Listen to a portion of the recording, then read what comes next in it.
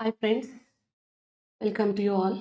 So last ಸೆಷನಲ್ಲಿ ನಾವು A E B W S S B and K S S I D C ಅವರು ನಡೆಸಿರುವಂತಹ H K ಪೇಪರ್ನ solve ಮಾಡಿದ್ವಿ. That was conducted on 4th July. Okay, ಈಗ ನಿನ್ನೆ ನಡೆದಿರುವಂಥದ್ದು 5th July 2026 ನಡೆದಿರುವಂತಹ ನಾನ್ ಎಚ್ ಕೆ ಪೇಪರಲ್ಲಿರುವಂತಹ ಸೈನ್ಸ್ ಕ್ವಶನ್ಸ್ನ ನಾವು ಸಾಲ್ವ್ ಮಾಡ್ತಾ ಹೋಗೋಣ. ಓಕೆ ನೋಡಿ, soaps do not work in hard water ಅನ್ನೋದು ಫಸ್ಟ್ ಸ್ಟೇಟ್ಮೆಂಟ್ ಆಗಿದೆ. ಆ್ಯಂಡ್ ಸ್ಟೇಟ್ಮೆಂಟ್ 2 ಏನು, transparent soaps are made by dissolving the soap in ethanol ಅಂತ ಕೇಳಿರುವಂಥದ್ದು. ಇದನ್ನ ಕನ್ನಡದಲ್ಲಿ ನೋಡೋದಾದ್ರೆ, ಸಾಬೂನು ಗಡಸು ನೀರಿನಲ್ಲಿ ಕೆಲಸ ಮಾಡುವುದಿಲ್ಲ. ಸಾಬೂನುಗಳನ್ನು ಎಥೆನಾಲ್ನಲ್ಲಿ ವಿಲೀನಗೊಳಿಸಿ ಪಾರದರ್ಶಕ ಸಾಬೂನುಗಳನ್ನು ಮಾಡಲಾಗುವುದು. ಓಕೆ, ಇದು ಏನಿದು ಆನ್ಸರ್ ಏನಿದಕ್ಕೆ? ಸೋಪ್ಸ್ ಅನ್ನೋದು ಗಡಸು ನೀರಿನಲ್ಲಿ ಕೆಲಸ ಮಾಡೋದಿಲ್ಲ. ಕರೆಕ್ಟ್, ಹೌದು. ಯಾಕೆ ನಮಗೆ ಸೋಪಲ್ಲಿರುವಂತಹ ಮಾಲಿಕ್ಯೂಲ್ಸ್ ಯಾವುದು ಅಂತ ಕೇಳಿದ್ರೆ ಸೋಡಿಯಂ ಆ್ಯಂಡ್ ಪೊಟ್ಯಾಷಿಯಂ ಸಾಲ್ಟ್ಸ್ ಅಲ್ವಾ? Sodium and potassium salts of long chain carboxylic acids ಅಥವಾ ಲಾಂಗ್ ಚೈನ್ ಫ್ಯಾಟಿ ಆಸಿಡ್ಸ್ ಅಂತ ಕರಿತೀವಿ. ಓಕೆ, ಆದರೆ ಲಾಂಗ್ ಚೈನ್ ಕಾರ್ಬಾಕ್ಸಿಲಿಕ್ ಆಸಿಡ್ಸ್ ಆದರೆ ನಮಗೆ ಹಾರ್ಡ್ ವಾಟರಲ್ಲಿ ಇರುವಂತಹ ಕಾಂಪೋನೆಂಟ್ಸ್ ಯಾವುದು ಹಾರ್ಡ್ ವಾಟರಲ್ಲಿ ಇರುವಂಥದ್ದು? They are sulphates and chlorides of calcium plus magnesium.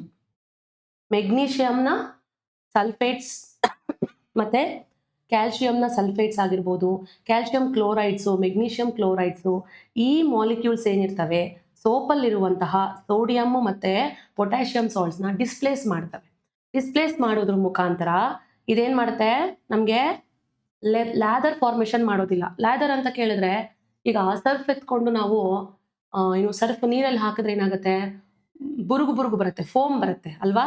ಆದರೆ ನೀವು ಸೋಪ್ನ ಜಸ್ಟ್ ಒಂದು ಲಕ್ಸ್ ಸೋಪ್ ತಗೊಳ್ಳಿ ನೀವು, ಅಥವಾ ಮುಖಕ್ಕೆ ಹಾಕುವಂತಹ ಯಾವುದೇ ಸೋಪ್ನ ತಗೊಂಡು ಒಂದು ಕರ್ಚೀಫ್ನ ನೀರಲ್ಲಿ ನೆನೆಸ್ಬಿಟ್ಟು ಅದನ್ನ ಸೋಪಿಂದ ವಾಶ್ ಮಾಡಿ ನೋಡೋಣ, ಬುರುಗು ಬರೋದಿಲ್ಲ. ನಮಗೆ ಸ್ಕಮ್ ಥರ ಅಂಟು ಥರ ಕೈಗೆ ಬರುತ್ತೆ.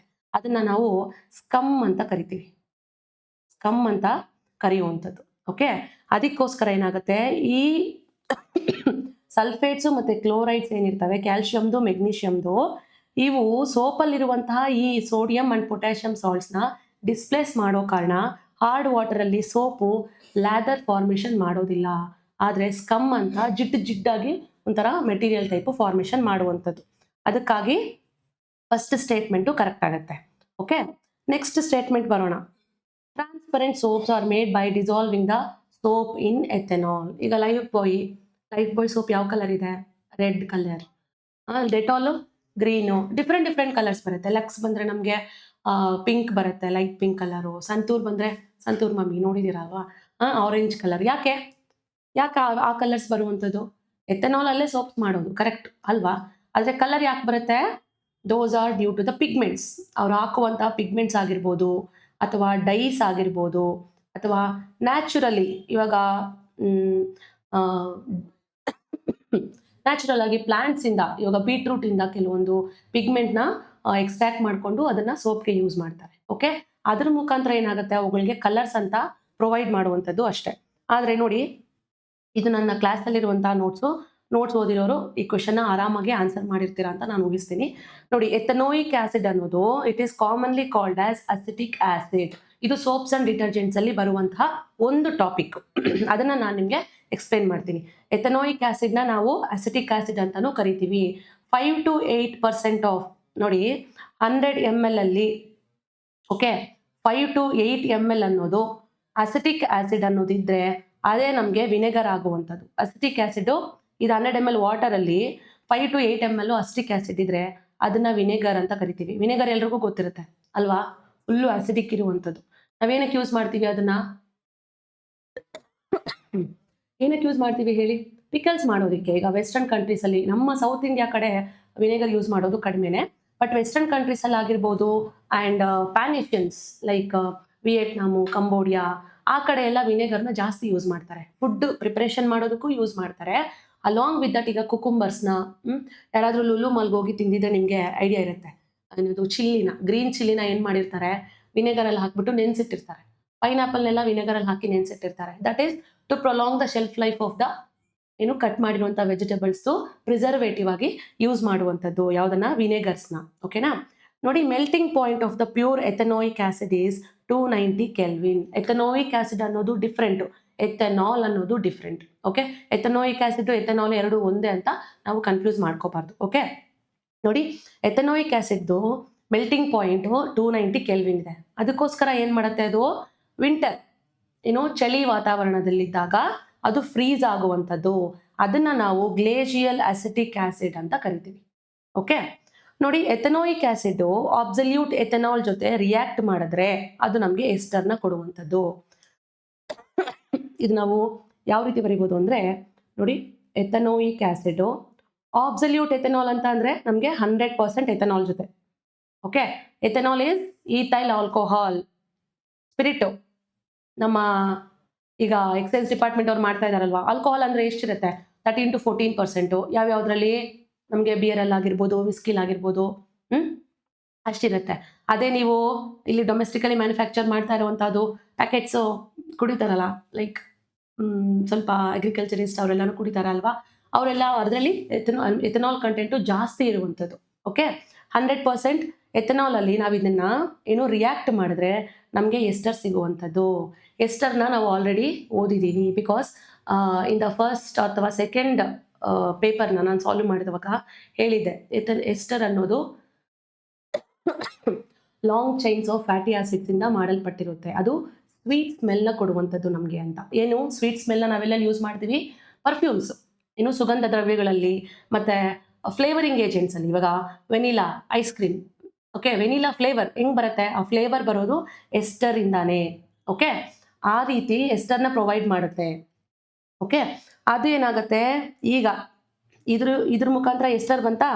ಈಗ ಇದೇ ಎಸ್ಟರ್ಗೆ ಅಲ್ಲಿ ಈ ಎರಡನ್ನ ರಿಯಾಕ್ಟ್ ಮಾಡಿದಾಗ ಬಂದಿರುವಂತಹ ಎಸ್ಟರ್ನ ಮತ್ತೆ ನಾವು ಸೋಡಿಯಂ ಹೈಡ್ರಾಕ್ಸೈಡ್ ಜೊತೆ ಟ್ರೀಟ್ ಮಾಡಿದರೆ ನಮಗೆ ಮತ್ತೆ ಎಥೆನಾಲ್ ಬರುತ್ತೆ. ಇದೇ ಬರುತ್ತೆ ಆಲ್ಕೋಹಾಲ್ ವಾಪಸ್. ನೋಡಿ, see when treating with the sodium hydroxide, the ester is converted back to the alcohol and sodium salt of a carboxylic acid. ಏನಿದು ಆಲ್ಕೋಹಾಲ್ ಅಂತ ಕೇಳಿದ್ರೆ ಯಾವುದು, ಎಥೆನಾಲ್ ಆಗು ಕನ್ವರ್ಟ್ ಆಗುತ್ತೆ, ಪ್ಲಸ್ RCOONA, ಏನಿದು ಎಸ್ಟರ್ಸ್ ಆಫ್ ಸೋಡಿಯಂ. ಓಕೆ, ಇದನ್ನ ನಾವು ಸಪೋನಿಫಿಕೇಶನ್ ಅಂತ ಕರೆಯುವಂಥದ್ದು. ಇಲ್ಲೇ ಬಂತು ನೋಡಿ, ಎಥೆನಾಲಲ್ಲಿ 100% ಇದು ಮಾಡಿದಾಗ ಎಸ್ಟರ್ ಬಂತು. ಈ ಎಸ್ಟರ್ ತಾನೇ ನಾವು ಸೋಪ್ ಆಗಿ ಯೂಸ್ ಮಾಡುವಂಥದ್ದು. ಇದೇ ಆನ್ಸರ್ ಅಲ್ಲಿರೋದು. ನಾನು ನೋಟ್ಸ್ ಓದಿರೋರು ಈ ಕ್ವಶನ್ನ ಆರಾಮಾಗಿ ನೀವು ಆನ್ಸರ್ ಮಾಡಿರ್ತೀರ ಅಂತ ಹೇಳಿದ್ದು ನಾನು ಇದಕ್ಕೋಸ್ಕರನೇ. ಇವಾಗ ಕಂಟಿನ್ಯೂ ಮಾಡ್ತಾ ಹೋಗೋಣ. ನೋಡಿ, soaps are sodium and potassium salts of long chain carboxylic acid. Okay, ಆದರೆ ನಮಗೆ ಹಾರ್ಡ್ ವಾಟರಲ್ಲಿ ಯಾವ ಕಾಂಪೊನೆಂಟ್ಸ್ ಇರುತ್ತೆ, ಮತ್ತು ಸೋಪಲ್ಲಿ ಯಾವ ಕಾಂಪೊನೆಂಟ್ಸ್ ಇರುತ್ತೆ. ಇವಾಗ ಸೋಪಲ್ಲಿ ಸೋಡಿಯಂ ಅಂಡ್ ಪೊಟ್ಯಾಷಿಯಂ ಸಾಲ್ಟ್ಸ್ ಅಂತ ಓದ್ವಿ. ಅದೇ ರೀತಿ ನೀವೇನು ಮಾಡಬೇಕು, ಡಿಟರ್ಜೆಂಟ್ಸಲ್ಲಿ ಯಾವ ಕಾಂಪೊನೆಂಟ್ಸ್ ಇರುತ್ತೆ ಅಂತಲೂ ಓದ್ಕೋಬೇಕು. ಡಿಟರ್ಜೆಂಟ್ಸಲ್ಲಿ ನಮಗೆ ಇದಿರೋದಿಲ್ಲ, ಯಾವುದು ಪೊಟ್ಯಾಷಿಯಮ್ಮು ಮತ್ತು ಸೋಡಿಯಂ ಸಾಲ್ಟ್ಸ್ ಅನ್ನೋದು ಇರೋದಿಲ್ಲ. ಅಮೋನಿಯಂ ಮತ್ತು ಸಲ್ಫೇಟ್ ಸಾಲ್ಟ್ಸ್ ಇರುವಂಥದ್ದು. ಓಕೆ, ಇಲ್ಲಿ ಹೇಳ್ತೀನಿ. ಸೋಪ್ಸಲ್ಲಿ ಏನಾಯಿತು ನೋಡಿ, ಲಾಂಗ್ ಚೈನ್ ಕಾರ್ಬಾಕ್ಸಿಲಿಕ್ ಆಸಿಡ್ಸ್ದು ಸೋಡಿಯಂ ಅಂಡ್ ಪೊಟ್ಯಾಷಿಯಂ ಸಾಲ್ಟ್ಸ್ ಆಯಿತು. ಅದೇ ನಮಗೆ ಡಿಟರ್ಜೆಂಟಲ್ಲಿ ಬರುವಂಥದ್ದೇನು, ಅಮೋನಿಯಂ. ಏನು ಡಿಟರ್ಜೆಂಟ್ ಅಂತ ಕೇಳಿದ್ರೆ ರಿನ್ ಸೋಪ್ ಆಗಿರ್ಬೋದು, ಸರ್ಫ್ ನಾವು ಯೂಸ್ ಮಾಡುವಂಥದ್ದು, ಸರ್ಫ್ ಎಕ್ಸೆಲ್ಲು, ಟೈಡು, ಅವೆಲ್ಲವು. Okay, ammonium and sulphate salts of long chains of alkyls. Okay, alkyl ಗ್ರೂಪ್ದು ಇದು ನಮಗೆ ಡಿಫ್ರೆನ್ಸ್ ಇರುವಂಥದ್ದು. ಸೋಪ್ಗೂ ಮತ್ತು ಡಿಟರ್ಜೆಂಟ್ಗೂ ಇರುವಂತಹ ಡಿಫ್ರೆನ್ಸಸ್ಸು ಇವೆರಡೂ ಆಗುತ್ತೆ. Next, the molecules of the soap are sodium and potassium salts of long chain carboxylic acids. Ionic end of the soap interacts with the water while the carbon chain interacts with the oil. The soap molecules form the structures called as micelles. ನಾನು ನಿನ್ನೆ ಹೇಳಿದ್ದೀನಿ ಇದನ್ನ, ಮಿಸೆಲ್ಸ್ ಯಾವ ರೀತಿ formation ಆಗುತ್ತೆ ಸೋಪಲ್ಲಿ ಅಂತ ಹೇಳ್ಬಿಟ್ಟು. ಅದೇ ಹೈಡ್ರೋಫೋಬಿಕ್ ಎಂಡು, ಹೈಡ್ರೋಫಿಲಿಕ್ ಎಂಡು, ಡರ್ಟ್ನ ಯಾವ ಎಂಡು ಅಟ್ರಾಕ್ಟ್ ಮಾಡ್ಕೊಳ್ಳುತ್ತೆ ಆ್ಯಂಡ್ ವಾಟರ್ನ ಸರ್ಫೇಸಲ್ಲಿ ಇರುವಂತಹದ್ದು ಯಾವ ಎಂಡು ಅಂತ ನಾನು ನಿನ್ನೆ ನಿಮಗೆ ನೀವು ಕ್ವೆಶನ್ ಪೇಪರ್ ಸಾಲ್ವ್ ಮಾಡುವಾಗ ಹೇಳಿದ್ದೀನಿ. ಓಕೆ, ನೋಡಿ ಕ್ಯಾಲ್ಸಿಯಂ ಅಂಡ್ ಮೆಗ್ನೀಷಿಯಂ ಸಾಲ್ಟ್ಸ್ ಇದೇನ್ ಮಾಡ್ತವೆ, ಹಾರ್ಡ್ನೆಸ್ ಆಫ್ ದ ವಾಟರ್ನ ಕಾಸ್ ಮಾಡುವಂಥದ್ದು. ಈಗ ನಾವು ನೋಡೋದಾದ್ರೆ ನಮಗೆ 2 ಟೈಪ್ಸ್ ಆಫ್ ಹಾರ್ಡ್ನೆಸ್ ಇದೆ. ಒಂದು ಟೆಂಪರರಿ ಹಾರ್ಡ್ನೆಸ್ ಅಂತ, ಅದನ್ನ ಈಸಿಯಾಗಿ ರಿಮೂವ್ ಮಾಡ್ಬೋದು, ಜಸ್ಟ್ ನೀರನ್ನ ಕುದಿಸೋದ್ರಿಂದ ಆಗಿರ್ಬೋದು, ಅವುಗಳಿಂದ ನಾವು ಈಸಿಯಾಗಿ ರಿಮೂವ್ ಮಾಡ್ಬೋದು. ಸೊ ಟೆಂಪರರಿ ಹಾರ್ಡ್ನೆಸ್ ಕಾಸ್ ಆಗುವಂಥದ್ದು ನಮಗೆ ಕ್ಯಾಲ್ಸಿಯಂ ಬೈಕಾರ್ಬೋನೇಟ್ಸ್.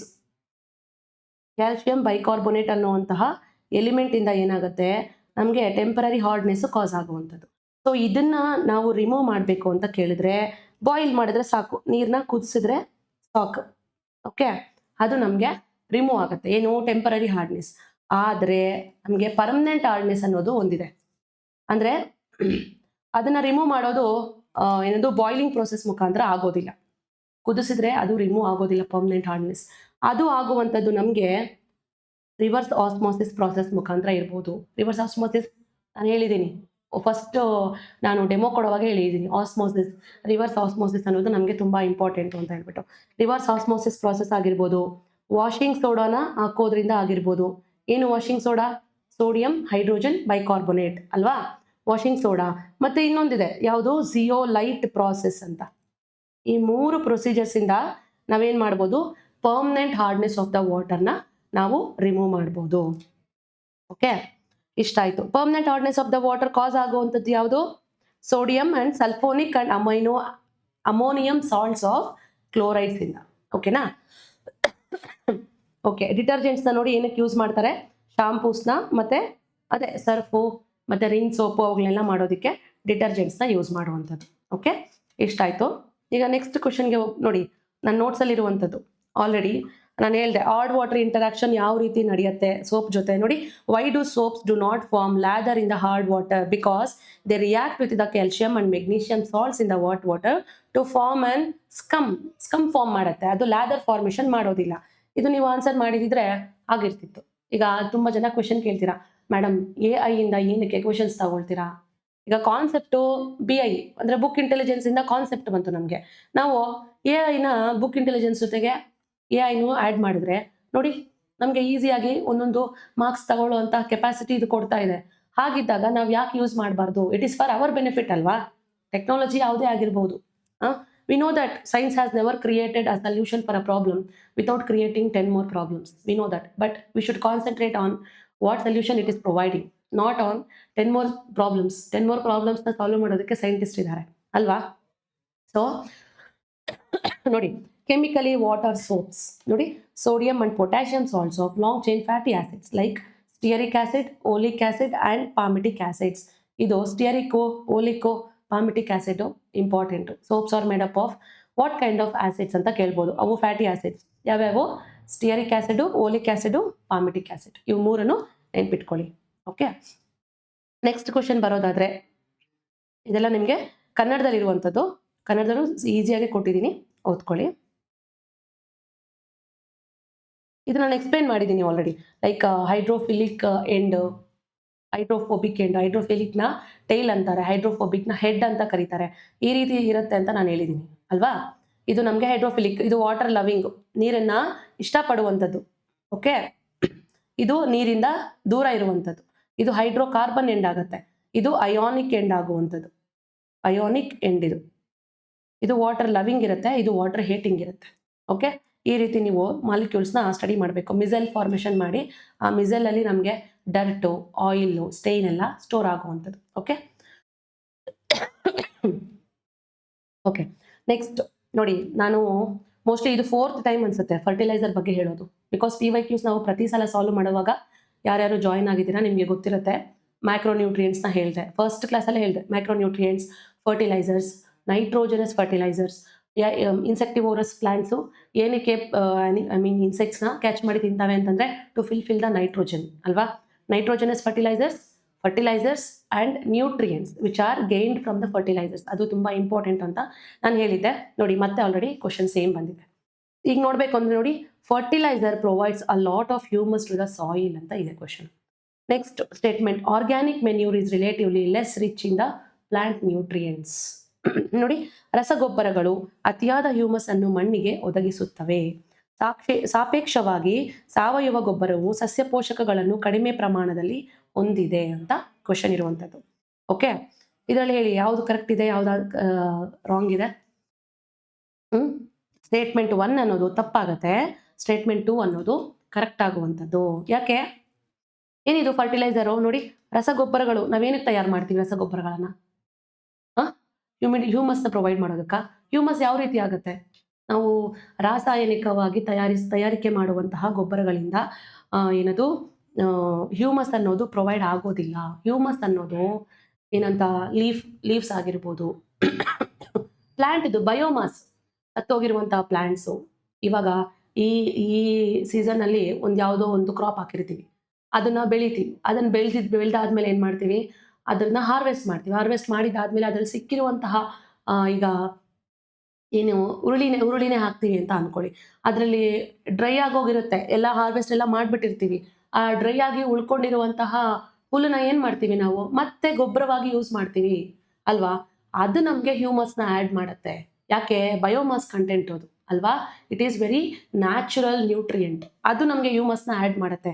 ಆದರೆ ಫರ್ಟಿಲೈಸರು ಒಂದಿಷ್ಟು ಟೈಪ್ ಆಫ್ ನ್ಯೂಟ್ರಿಯೆಂಟ್ಸ್ನ ಮಾತ್ರ ಪ್ರೊವೈಡ್ ಮಾಡೋದಕ್ಕೆ ಫರ್ಟಿಲೈಸರ್ನ ಡೆವಲಪ್ ಮಾಡೋದು. ಕೆಮಿಕಲಿ ಸಿಂಥೆಟಿಕ್ ಫರ್ಟಿಲೈಸರ್ಸ್ನ ಡೆವಲಪ್ ಮಾಡೋದು. ಯಾವುದು? NPK ಆಗಿರ್ಬೋದು. NPK ಫರ್ಟಿಲೈಸರ್ಸು ಈಗ 19 ಆಲ್ ಅಂತ ಬರುತ್ತೆ. ಓಕೆ, 19 ಆಲ್ ಇರ್ಬೋದು, ಇಲ್ಲ 14 ಆಲ್ ಇರ್ಬೋದು, ಮ್ಯೂರೇಟ್ ಆಫ್ ಪೊಟ್ಯಾಶ್ ಆಗಿರ್ಬೋದು. ಇವೆಲ್ಲನೂ ಫರ್ಟಿಲೈಸರ್ಸು. ಅವು ಈಗ ಯೂರಿಯಾ ಏನನ್ನು ಕೊಡುತ್ತಪ್ಪ? ಬರೀ ನೈಟ್ರೋಜನ್ ಮಾತ್ರ ಕೊಡುತ್ತೆ, ಬೇರೆ ಏನೂ ಇರೋದಿಲ್ಲ ಅಲ್ವಾ? ಸೊ ಆ ರೀತಿ ಸ್ಪೆಸಿಫಿಕ್ ಪರ್ಪಸ್ಗೆ ಮಾತ್ರ ನಾವು ಸ್ಪೆಸಿಫಿಕ್ ನ್ಯೂಟ್ರಿಯೆಂಟ್ಗೋಸ್ಕರ ಮಾತ್ರ ಫರ್ಟಿಲೈಸರ್ನ ಡೆವಲಪ್ ಮಾಡಿರ್ತೀವಿ. Okay, organic manure is relatively less rich in plant nutrients. ಹೌದು, ಕರೆಕ್ಟ್. ಪ್ಲಾಂಟ್ ನ್ಯೂಟ್ರಿಯೆಂಟ್ಸಲ್ಲಿ ಆರ್ಗ್ಯಾನಿಕ್ ಮೆನ್ಯೂರ್ ಕಡಿಮೆ ಇರುತ್ತೆ. ನ್ಯೂಟ್ರಿಯೆಂಟ್ಸ್ ಕಡಿಮೆ ಇರೋ ಕಾರಣನೇ ನಾವು ಈ ಸಿಂಥೆಟಿಕ್ ಫರ್ಟಿಲೈಸರ್ಸ್ನ ಹಾಕುವಂಥದ್ದು. ಇಲ್ಲದೇ ಇದ್ರೆ ರಸಗೊಬ್ಬರಗಳು ನಮ್ಗೆ ಏನಕ್ಕೆ ಬೇಕಿತ್ತು? ಇದರಲ್ಲೇ ರಿಚ್ ಇದ್ದಿದ್ರೆ ಇದರಲ್ಲೇ ಇನ್ನೂ ಚೆನ್ನಾಗಿ ಮಾಡ್ಕೋತಿದ್ವಿ. ದನ, ಹಸು, ಕರುಗಳನ್ನು ಚೆನ್ನಾಗಿ ಮೇಯಿಸ್ಕೊಂಡು ಈ ಮೆನ್ಯೂರ್ನ ಜಾಸ್ತಿ ಮಾಡಿಬಿಟ್ಟು ಇವುಗಳಿಗೆ ರೇಟ್ ಜಾಸ್ತಿ ಕೊಟ್ಬಿಟ್ಟು, ಈಗ FYM ರೇಟ್ ಎಷ್ಟು? ಫಾರ್ಮ್ ಯಾರ್ಡ್ ಮೆನ್ಯೂರ್ ತಿಪ್ಪೆ ಗೊಬ್ಬರದ ರೇಟ್ ಎಷ್ಟು? ಕೆಜಿಗೆ 13 ರೂಪಾಯಿ, 14 ರೂಪಾಯಿ ಅಲ್ವಾ? ಅದೇ ನಿಮಗೆ ಯೂರಿಯಾಗೆ ಹೋದ್ರೆ ಕೆಜಿಗೆ 44, 45 ಆ ಥರ ಇರುತ್ತೆ. ಅದೇ ನಮ್ಗೆ ಇಲ್ಲೇ ಎಲ್ಲ ಕೊಟ್ಬಿಟ್ಟಿದ್ರೆ 44ಕ್ಕೆ ತಿಪ್ಪೆ ಗೊಬ್ಬರನೇ ಹೋಗ್ತಾ ಇತ್ತು ಅಲ್ವಾ? ಸೊ ಈ ರೀತಿ ನಾವು ಫರ್ಟಿಲೈಸರ್ಸ್ ಬಗ್ಗೆ ತುಂಬ ಚೆನ್ನಾಗಿ ಓದ್ಕೋಬೇಕು. ಆ್ಯಂಡ್ ನಿನ್ನೆ ಕ್ಲಾಸಲ್ಲಿ ಕೇಳ್ತಿದ್ರು ಸ್ಟೂಡೆಂಟ್ಸು, ಮೇಡಮ್ HYT ಟಾಪಿಕ್ಸ್ ಹೇಳಿ ಸೈನ್ಸ್ಗೆ ಅಂತ. ನೀವು ನೋಡ್ತಾ ಹೋಗಿ, ಇನ್ನು ಮುಂದಕ್ಕೆ ಬರೋ ಎಕ್ಸಾಮ್ಸಲ್ಲೂ ನೋಡ್ತಾ ಹೋಗಿ. ಮೊನ್ನೆ ಬಂದಿರುವಂಥ ಎಕ್ಸಾಮ್ಸು ಕೂಡ ನೋಡಿ ಆಯಿತಾ? ನಾನು ಮುಂಚೆ ಕ್ಲಾಸಲ್ಲಿ ಏನು ಮಾಡಿದ್ದೀನೋ ಅದೇ ಟಾಪಿಕ್ಸೇ ರಿವೈಸ್ ಆಗಿದೆ, ಅದೇ ಟಾಪಿಕ್ಸೇ ರಿಪೀಟ್ ಆಗಿದೆ. And most of the times ಅದೇ ಕ್ವಶನ್ಸ್ ಕೂಡ ರಿಪೀಟ್ ಆಗಿದ್ದಾವೆ. You should be logical enough. ನಿಮಗೆ ಅಟೆನ್ಷನ್ ಇರಬೇಕು. We should be very attentive. ಎಲ್ಲಿಂದ ಬರ್ತಿದೆ, ಯಾವ ಥರ ಕಾನ್ಸೆಪ್ಟ್ಸ್ನ ಅವ್ರು ಹೇಳ್ತಿದ್ದಾರೆ, ನಾನು ಅದನ್ನೇ 360 ಡಿಗ್ರಿ ಆ್ಯಂಗಲಲ್ಲಿ ಕವರ್ ಮಾಡಿದ್ರೆ ಖಂಡಿತ ಕ್ರ್ಯಾಕ್ ಮಾಡ್ತೀನಿ ಅನ್ನುವಂತಹ ಪಾಸಿಟಿವ್ ಮೈಂಡ್ ಸೆಟ್ಟು ನಿಮ್ಗಿರಬೇಕು. And it is happening also, it is a fact also.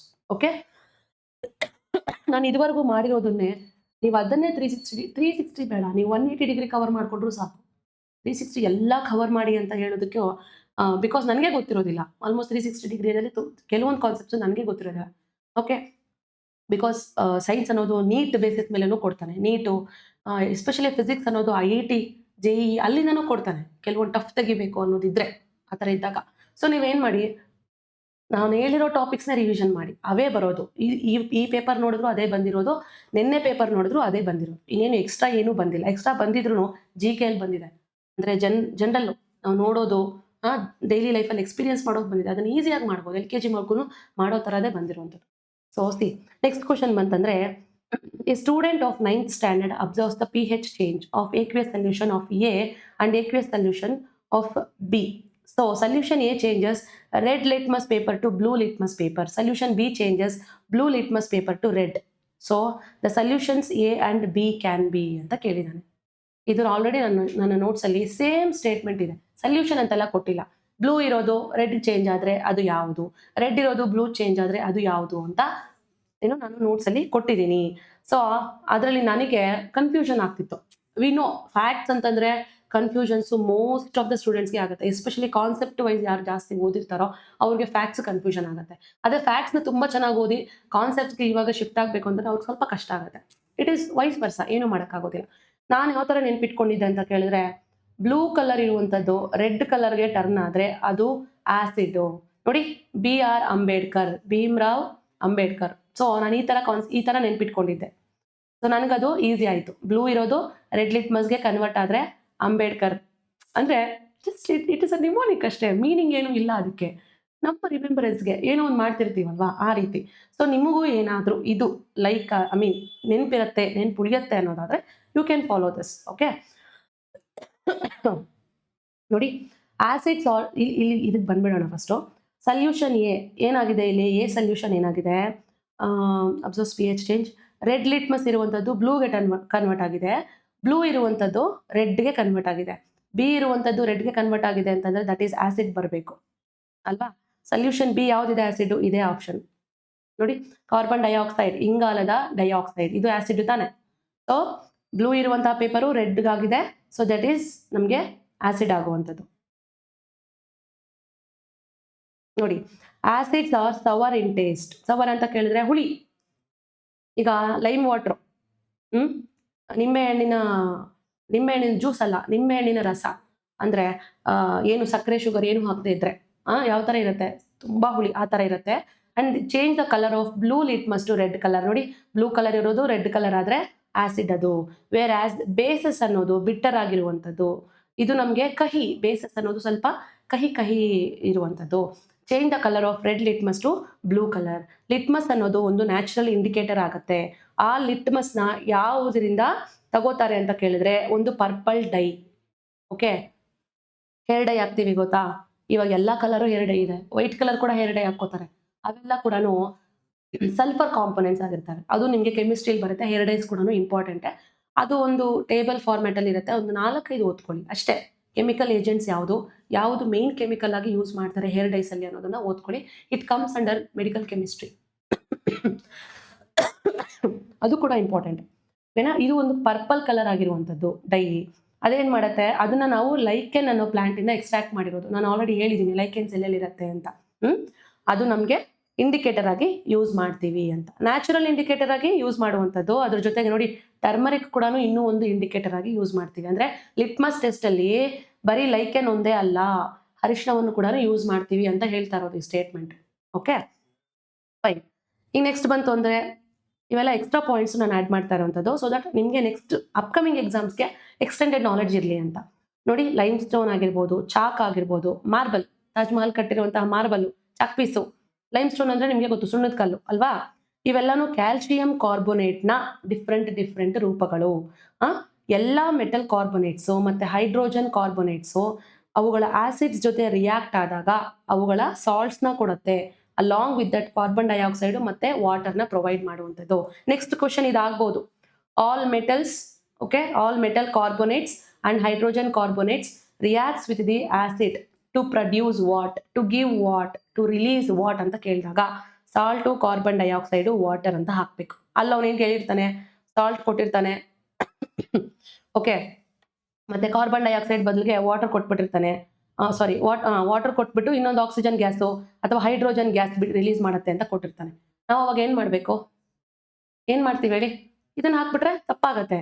ಅದಕ್ಕೆ 3 ಕಾಂಪೊನೆಂಟ್ ನೆನ್ಪಿಟ್ಕೊಳ್ಳಿ. ಅವುಗಳ ಕರೆಸ್ಪಾಂಡಿಂಗ್ ಸಾಲ್ಟ್, ಓಕೆ, ಮತ್ತೆ ಕಾರ್ಬನ್ ಡೈಆಕ್ಸೈಡ್ ಮತ್ತೆ ವಾಟರ್. ಈ ಥರನೇ ಕ್ವಶನ್ಸ್ ಕೇಳೋದು ಅವನು. You have to be prepared. ಇಷ್ಟ ಆಯಿತು. ನೆಕ್ಸ್ಟು, ಎಲ್ಲ ಆಸಿಡ್ಸ್ಗೂ, ಎಲ್ಲ ಆಮ್ಲಗಳಿಗೂ ಕೂಡ ಸಿಮಿಲರ್ ಕೆಮಿಕಲ್ ಪ್ರಾಪರ್ಟೀಸ್ ಇರುತ್ತೆ. ಯಾವ ರೀತಿ ಅಂತ ಕೇಳಿದ್ರೆ, ಎಲ್ಲ ಆಸಿಡ್ಸು ಹೈಡ್ರೋಜನ್ ಗ್ಯಾಸ್ನ ಪ್ರೊವೈಡ್ ಮಾಡುತ್ತೆ ಮೆಟಲ್ಸ್ ಜೊತೆ ರಿಯಾಕ್ಟ್ ಮಾಡಿದ್ರೆ. ನೋಡಿ, ಮೆಟಲ್ಸು ಯಾವುದು, metals gold, silver, highly reactive metals. Gold silver ಅಲ್ಲ, highly reactive. Aluminium, potassium, sodium, calcium, magnesium ಇವೆಲ್ಲವೂ ರಿಯಾಕ್ಟ್ ಮಾಡಿ ಏನು ಆಸಿಡ್ಸ್ ಜೊತೆ ರಿಯಾಕ್ಟ್ ಮಾಡಿದ್ರೆ ನಮ್ಗೇನು ಪ್ರೊಡ್ಯೂಸ್ ಮಾಡುತ್ತೆ, ಹೈಡ್ರೋಜನ್ ಗ್ಯಾಸ್ನ ಕೊಡುತ್ತೆ. ಹೈಡ್ರೋಜನ್ ಇದು important component, you have to remember. Okay, hydrogen ಗ್ಯಾಸ್ನ ಡಿಫ್ಯೂಸ್ ಮಾಡುವಂಥದ್ದು ಅಂತ ಹೇಳಿರೋದು. ನೋಡಿ, ಆಸಿಡ್ಸ್ ಹುಳಿ ರುಚಿಯನ್ನು ಹೊಂದಿದ್ದು ನೀಲಿ ಲಿಟ್ಮಸ್ ಕಾಗದವನ್ನು ಕೆಂಪು ಬಣ್ಣಕ್ಕೆ ಪರಿವರ್ತಿಸುತ್ತದೆ. ಕ್ಷಾರಗಳು ಕಹಿ ರುಚಿಯನ್ನು ಹೊಂದಿದ್ದು ಕೆಂಪು ಲಿಟ್ಮಸ್ನ ನೀಲಿ ಲಿಟ್ಮಸ್ಗೆ ಪರಿವರ್ತಿಸುತ್ತವೆ. ಓಕೆ, ಇದರಲ್ಲಿ ನಮಗೆ ಟರ್ಮರಿಕ್ಕು ಮತ್ತು ಪರ್ಪಲ್ ಡೈನ ಲಿಟ್ಮಸ್ನ ತಗೊಳ್ಳೋದು ಲೈಕೆನ್ನಿಂದ. ಓಕೆ, ಲೈಕೆನ್ ಸ್ಪೀಶೀಸಿಂದ ನಾವು ತಗೊಳ್ಳುವಂಥದ್ದು. ಓಕೆ, ಈಗ ನೆಕ್ಸ್ಟ್ ಕ್ವಶನ್ ಬಂದರೆ ನೋಡಿ ಎಷ್ಟು ಡೆಪ್ತಲ್ಲಿ ಕೇಳಿದ್ದಾನೆ ಅಂತ. ಈ ಥರ ನಾವು 360 ಡಿಗ್ರಿ ಕವರ್ ಮಾಡೋಕ್ಕಾಗತ್ತಾ? ಸಮ್ಟೈಮ್ಸ್ ವಿ ಕಾಂಟ್ ಅಲ್ವಾ? ಸೊ ಈ ಥರ ಟೈಮಲ್ಲಿ ಮೈಂಡ್ ಅಪ್ಲೈ ಮಾಡಬೇಕು ನಾವು. Book knowledge, artificial intelligence knowledge ಯಾವುದು ವರ್ಕೌಟ್ ಆಗಲ್ಲ ಇಲ್ಲಿ. ಸ್ವಲ್ಪ ಮೈಂಡನ್ನ ಅಪ್ಲೈ ಮಾಡಬೇಕು. ಯಾವ ರೀತಿ ನಾವು ಅಪ್ಲೈ ಮಾಡಬೇಕು ಅಂತಂದರೆ ಕಂಪ್ಲೀಟ್ ಸಬ್ಜೆಕ್ಟ್ ನಾವು ಸ್ಟಡಿ ಮಾಡಿರ್ಬೇಕು. ಆವಾಗ ಮಾತ್ರನೇ ಮೈಂಡ್ ಅಪ್ಲೈ ಮಾಡೋಕ್ಕಾಗೋದು. ಸುಮ್ಮನೆ ಮಾಡೋಕ್ಕೆ ಬರೋದಿಲ್ಲ ಅಲ್ಲಿ. ನೋಡಿ, water is purified by reverse osmosis. Reverse osmosis, RO technology, the desalination of water. ಸಮುದ್ರದ ಉಪ್ಪು ನೀರನ್ನು ನಾವು ನಾವು ಕುಡಿಯಲಿಕ್ಕೆ ಸಾಧ್ಯ ಆಗ್ತಾ ಇರೋದು ರಿವರ್ಸ್ ಆಸ್ಮೋಸಿಸ್ ಇಂದಾನೆ. ಅದನ್ನು ನಾನು ಹೇಳಿದ್ದೀನಿ ಆಲ್ರೆಡಿ. ಯಾವುದು ಫಸ್ಟ್ ಡೆಮೋ ಕ್ಲಾಸಲ್ಲೇ ಹೇಳಿದ್ದೀನಿ ಅಲ್ವಾ? The membrane in the reverse osmosis unit is made up of. ಯಾವ ರೀತಿ ಆಗುತ್ತೆ ರಿವರ್ಸ್ ಆಸ್ಮೋಸಿಸ್ಸು? ಆಸ್ಮೋಸಿಸ್ಸು ನಮಗೆ ಏನಾಗುತ್ತೆ ಅಂತ ಕೇಳಿದ್ರೆ ನೋಡಿ, ಆಸ್ಮೋಸಿಸ್ ಅನ್ನೋದು ಲೋವರ್ ಕಾನ್ಸಂಟ್ರೇಷನ್ ಇಂದ ಹೈ ಕಾನ್ಸಂಟ್ರೇಷನ್ ಸೊಲ್ಯೂಷನ್ಗೆ ಹೋಗುವಂಥದ್ದು. ಆದರೆ ನಾವು ಹೊರಗಡೆಯಿಂದ ಪ್ರೆಷರ್ ಹಾಕಿ, ಇಲ್ಲಿ ಒಂದು ಮಿಡಲಲ್ಲಿ ಸೆಮಿ ಪರ್ಮಿಯಬಲ್ ಮೆಂಬ್ರೇನ್ ಇರುತ್ತೆ. ಓಕೆ, ಇದು semi permeable membrane. High concentration ಇಂದ ಲೋ ಕಾನ್ಸಂಟ್ರೇಷನ್ಗೆ ಸಾಲ್ವೆಂಟ್ನ ಮೂವ್ ಮಾಡೋ ಥರ ನಾವು ಮಾಡಿದರೆ ಅದು ನಮಗೆ ರಿವರ್ಸ್ ಆಸ್ಮೋಸಿಸ್ ಆಗುವಂಥದ್ದು. ಆ ರಿವರ್ಸ್ ಆಸ್ಮೋಸಿಸ್ಗೆ ಎಕ್ಸ್ಟರ್ನಲ್ ಪ್ರೆಷರ್ ಬೇಕು. ಅಲ್ಲೇ ನಮಗೆ ರಿವರ್ಸ್ ಆಸ್ಮೋಸಿಸ್ ನಡೆಯುವಂಥ ಪ್ಲಾಂಟ್ ಇರೋದು. ಅದು ಎಕ್ಸ್ಟರ್ನಲ್ ಪ್ರೆಷರ್ನ ಅಪ್ಲೈ ಮಾಡುತ್ತೆ, ನಾರ್ಮಲ್ ಇರೋ ಪ್ರೊಸೀಜರ್ನ ಅಬ್ನಾರ್ಮಲ್ ಮಾಡೋದಕ್ಕೆ. ಓಕೆನಾ? ಇಲ್ಲಿರುವಂತಹ ಮೆಂಬ್ರೇನ್, ಇಲ್ಲಿ ಏನು ಸೆಮಿ ಪರ್ಮಿಯಬಲ್ ಮೆಂಬ್ರೇನ್ ಇದೆ ಅದನ್ನು ಹಾಕ್ತೀವಲ್ಲ, ಅದು ಏನರಿಂದ ಮಾಡಲ್ಪಟ್ಟಿದೆ ಅಂತ ಅವ್ನು ಮಾಡಿರುವಂತಹ ಕ್ವೆಶನ್. ನೋಡಿ, ಆಸ್ಮೋಸಿಸ್ ಅನ್ನೋದು ಎಷ್ಟು ಇಂಪಾರ್ಟೆಂಟು. ಈಗ ಸ್ವಲ್ಪ ಲಾಜಿಕ್ ನೋಡೋಣ. ಸೆಲ್ಯುಲೋಸ್ ಇದರಲ್ಲಿ ಗೊತ್ತಾಯ್ತು ಏನು?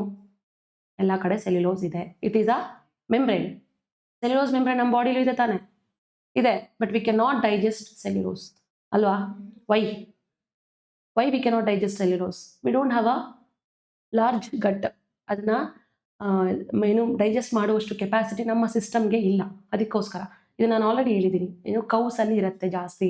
ಅದಕ್ಕೆ ಅವು ತಿಂದಿರುವಂತಹ ಹುಲ್ಲನ್ನ ಮತ್ತೆ ವಾಪಸ್ ತಗೊಂಡು ರೀಗರ್ಜಿಟೇಷನ್ ಮಾಡ್ತಿರ್ತವೆ ಅಂತ. ಓಕೆ, ಈಗ ಲ್ಯಾಕ್ಟೇಟಿಗೆ ಬನ್ನಿ. ಲ್ಯಾಕ್ಟೇಟ್ ಅಂದರೆ ಯಾವುದರಿಂದ ಕಾಂಪೊನೆಂಟ್? ಅದು ಲ್ಯಾಕ್ಟಿಕ್ ಆ್ಯಸಿಡ್. ಲ್ಯಾಕ್ಟಿಕ್ ಆ್ಯಸಿಡ್ ಇಲ್ಲಿ ಯೂಸ್ ಆಗುತ್ತಾ? ಏನಕ್ಕೆ ಯೂಸ್ ಆಗುತ್ತೆ ಲ್ಯಾಕ್ಟಿಕ್ ಆ್ಯಸಿಡ್? ಎಲ್ಲಿ? ಅದು ಸೆಮಿ ಪರ್ಮಿಯಬಲ್ ಮೆಂಬ್ರೇನ್ ಆಗಿ ವರ್ಕ್ ಆಗುತ್ತಾ? ಆಗೋದಿಲ್ಲ, ಯಾವುದೇ ಕಾರಣಕ್ಕೂ ಆಗೋದಿಲ್ಲ. ಯಾಕೆ? ಲ್ಯಾಕ್ಟಿಕ್ ಆ್ಯಸಿಡ್ ಹೆಂಗೆ? ಆ್ಯನಾರೋಬಿಕ್ ರೆಸ್ಪಿರೇಷನ್ ಮುಖಾಂತರ ನಮ್ಮ ಮಸಲ್ಸಲ್ಲಿ ಪ್ರೊಡ್ಯೂಸ್ ಆಗೋದು ಅಲ್ವಾ? ಸೊ ಲ್ಯಾಕ್ಟಿಕ್ ಆ್ಯಸಿಡ್ ತೆಗೆದುಬಿಡಿ. ಆಕ್ಸಾಲೇಟ್. ಆಕ್ಸಾಲೇಟ್ ಅಂತಂದರೆ ಆಕ್ಸಾಲಿಕ್ ಆ್ಯಸಿಡ್, ಕ್ಯಾಲ್ಸಿಯಂ ಆಕ್ಸಾಲೇಟ್. ಏನಕ್ಕೆ ಯೂಸ್ ಆಗುತ್ತೆ? ಏನು ಕ್ಯಾಲ್ಸಿಯಂ ಆಕ್ಸಾಲೇಟ್ ನಾವು ಓದಿದ್ದೀವಿ? ಕಿಡ್ನಿ ಸ್ಟೋನ್ಸ್ ಫಾರ್ಮೇಷನ್ ಮಾಡುತ್ತೆ. ಇಟ್ ಈಸ್ ಹಾರ್ಮ್ಫುಲ್ ಅಲ್ವಾ? It is not a membrane. It is not a membrane forming component ಅಲ್ವಾ? Next formate. ಏನು ಫಾರ್ಮೇಟು? Formic acid. ಏನು ಫಾರ್ಮಿಕ್ ಆ್ಯಸಿಡ್ ಎಲ್ಲಿ ಬರುತ್ತೆ? ನಿನ್ನೇನು ಓದಿದ್ದೀವಿ? ಬೀ ಸ್ಟಿಂಗ್, ಜೇನುನೊಳ ಕಚ್ಚಿದ್ದಾರೆ, ಇರುವೆ ಕಚ್ಚಿದ್ದಾರೆ, ಫಾರ್ಮಿಕ್ ಆ್ಯಸಿಡ್ ಅಥವಾ ಮೆಥನಾಯಿಕ್ ಆ್ಯಸಿಡ್ ಅಲ್ವಾ? ಇನ್ನು ಉಳಿದಿರೋದು ಅಸಿಟಿಕ್ ಆ್ಯಸಿಡ್. ಅಸಿಟಿಕ್ ಆ್ಯಸಿಡಿಂದ ನಾವು ಅಸಿಟೇಟ್ನ ತಗೋಬಹುದು. ಸ್ವಲ್ಪ ಮೈಂಡ್ ಅಪ್ಲೈ ಮಾಡಿದ್ರೆ ಇದಕ್ಕೆ ಬರ್ಬೋದು. ಬಟ್ ಆ ಮೈಂಡ್ ಅಪ್ಲೈ ಮಾಡೋಕ್ಕೆ ನಾವು ಸೈನ್ಸ್ ಚೆನ್ನಾಗಿ ಓದ್ಕೊಂಡಿರ್ಬೇಕು. ಚೆನ್ನಾಗಿ ಓದ್ಕೊಂಡಿದ್ರೆ ಆರಾಮಾಗಿ ಇದನ್ನು ಮಾಡ್ಬೋದು. ಆ್ಯಂಡ್ ಇನ್ನೊಂದೇನು ಅಂದರೆ, ಬರ್ತಾ KEA ಪೇಪರು ಸೈನ್ಸ್ ಅಂತಾನೆ ಅಲ್ಲ, ಆಲ್ಮೋಸ್ಟ್ ಎಲ್ಲ ಸಬ್ಜೆಕ್ಟ್ಸೂ ಅಷ್ಟೇ KEA ಪೇಪರ್ ಬರ್ತಾ ಈಸಿ ಆಗ್ತಾ ಇದೆ. ಅದು ಯಾಕೆ ಅಂತ ನನಗೂ ಗೊತ್ತಾಗ್ತಿಲ್ಲ. ನಿನ್ನೆ ಪೇಪರ್ ನೋಡ್ತಾ ಇದ್ದೀನಿ, ಮೊನ್ನೆ ಪೇಪರ್ ನೋಡ್ತಾ ಇದ್ದೀವಿ. ಆಲ್ಮೋಸ್ಟ್ ಬರ್ತಾ ಪೇಪರ್ ಈಸಿ ಆಗ್ತಾ ಇದೆ. ಅದು ನಮ್ಮ ಪ್ರಿಪ್ರೇಷನ್ ಚೆನ್ನಾಗಾಗ್ತಿದೆಯೋ ಇಲ್ಲ ಅಂತಂದರೆ ಏನದು ಟಫ್ನೆಸ್ಸೇ ಆ್ಯಕ್ಚುಲಿ ಕಡಿಮೆ ಏನಾದರೂ ಈಸಿ ಆಗ್ತಾ ಬಂದರೆ ಏನಾಗುತ್ತೆ ಪೇಪರು 0.25 0.5 ನಮಗೆ ಕಟ್ ಆಫ್ ನಿಲ್ಲುತ್ತೆ. ಅದು ತುಂಬ ಕಷ್ಟ.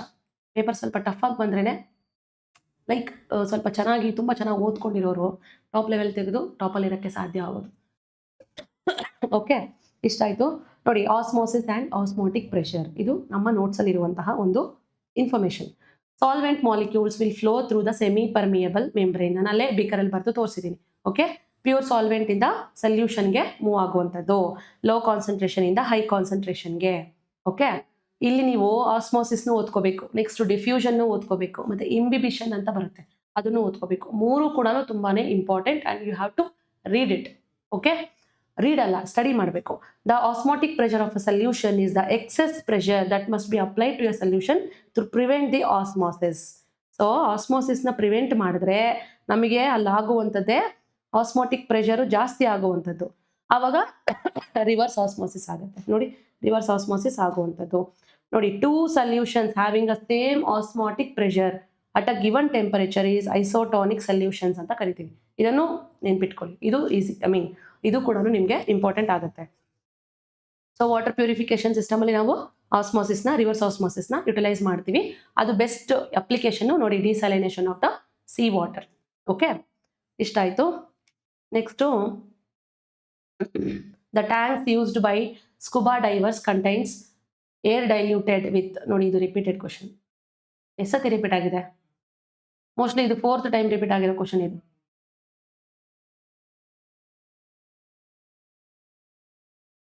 ಓಕೆ,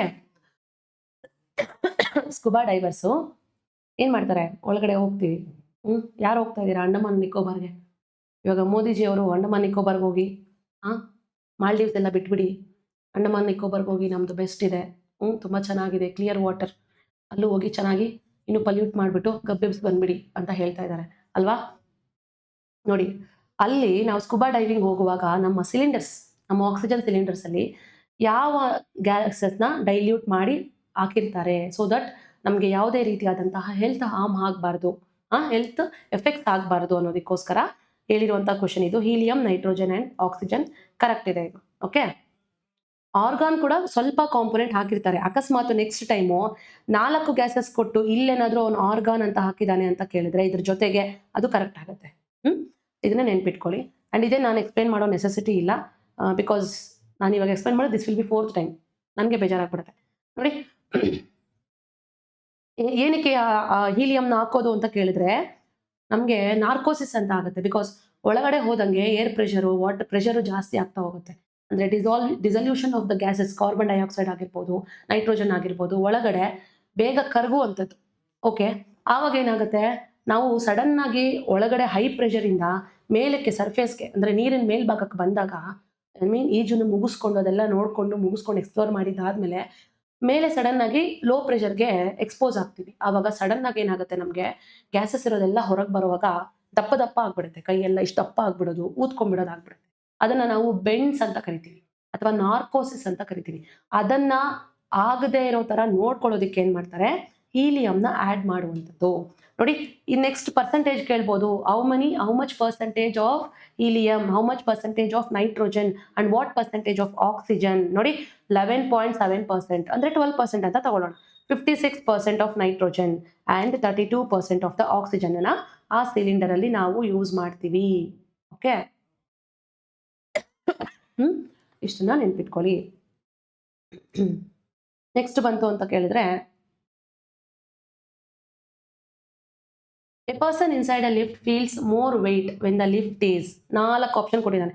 ಲಿಫ್ಟ್ನಲ್ಲಿರುವ ಒಬ್ಬ ವ್ಯಕ್ತಿ ತನ್ನ ತೂಕವು ಹೆಚ್ಚಾದಂತೆ ಯಾವಾಗ ಭಾಸವಾಗುವುದು? ಲಿಫ್ಟ್ ನೋಡಿ, 4 option.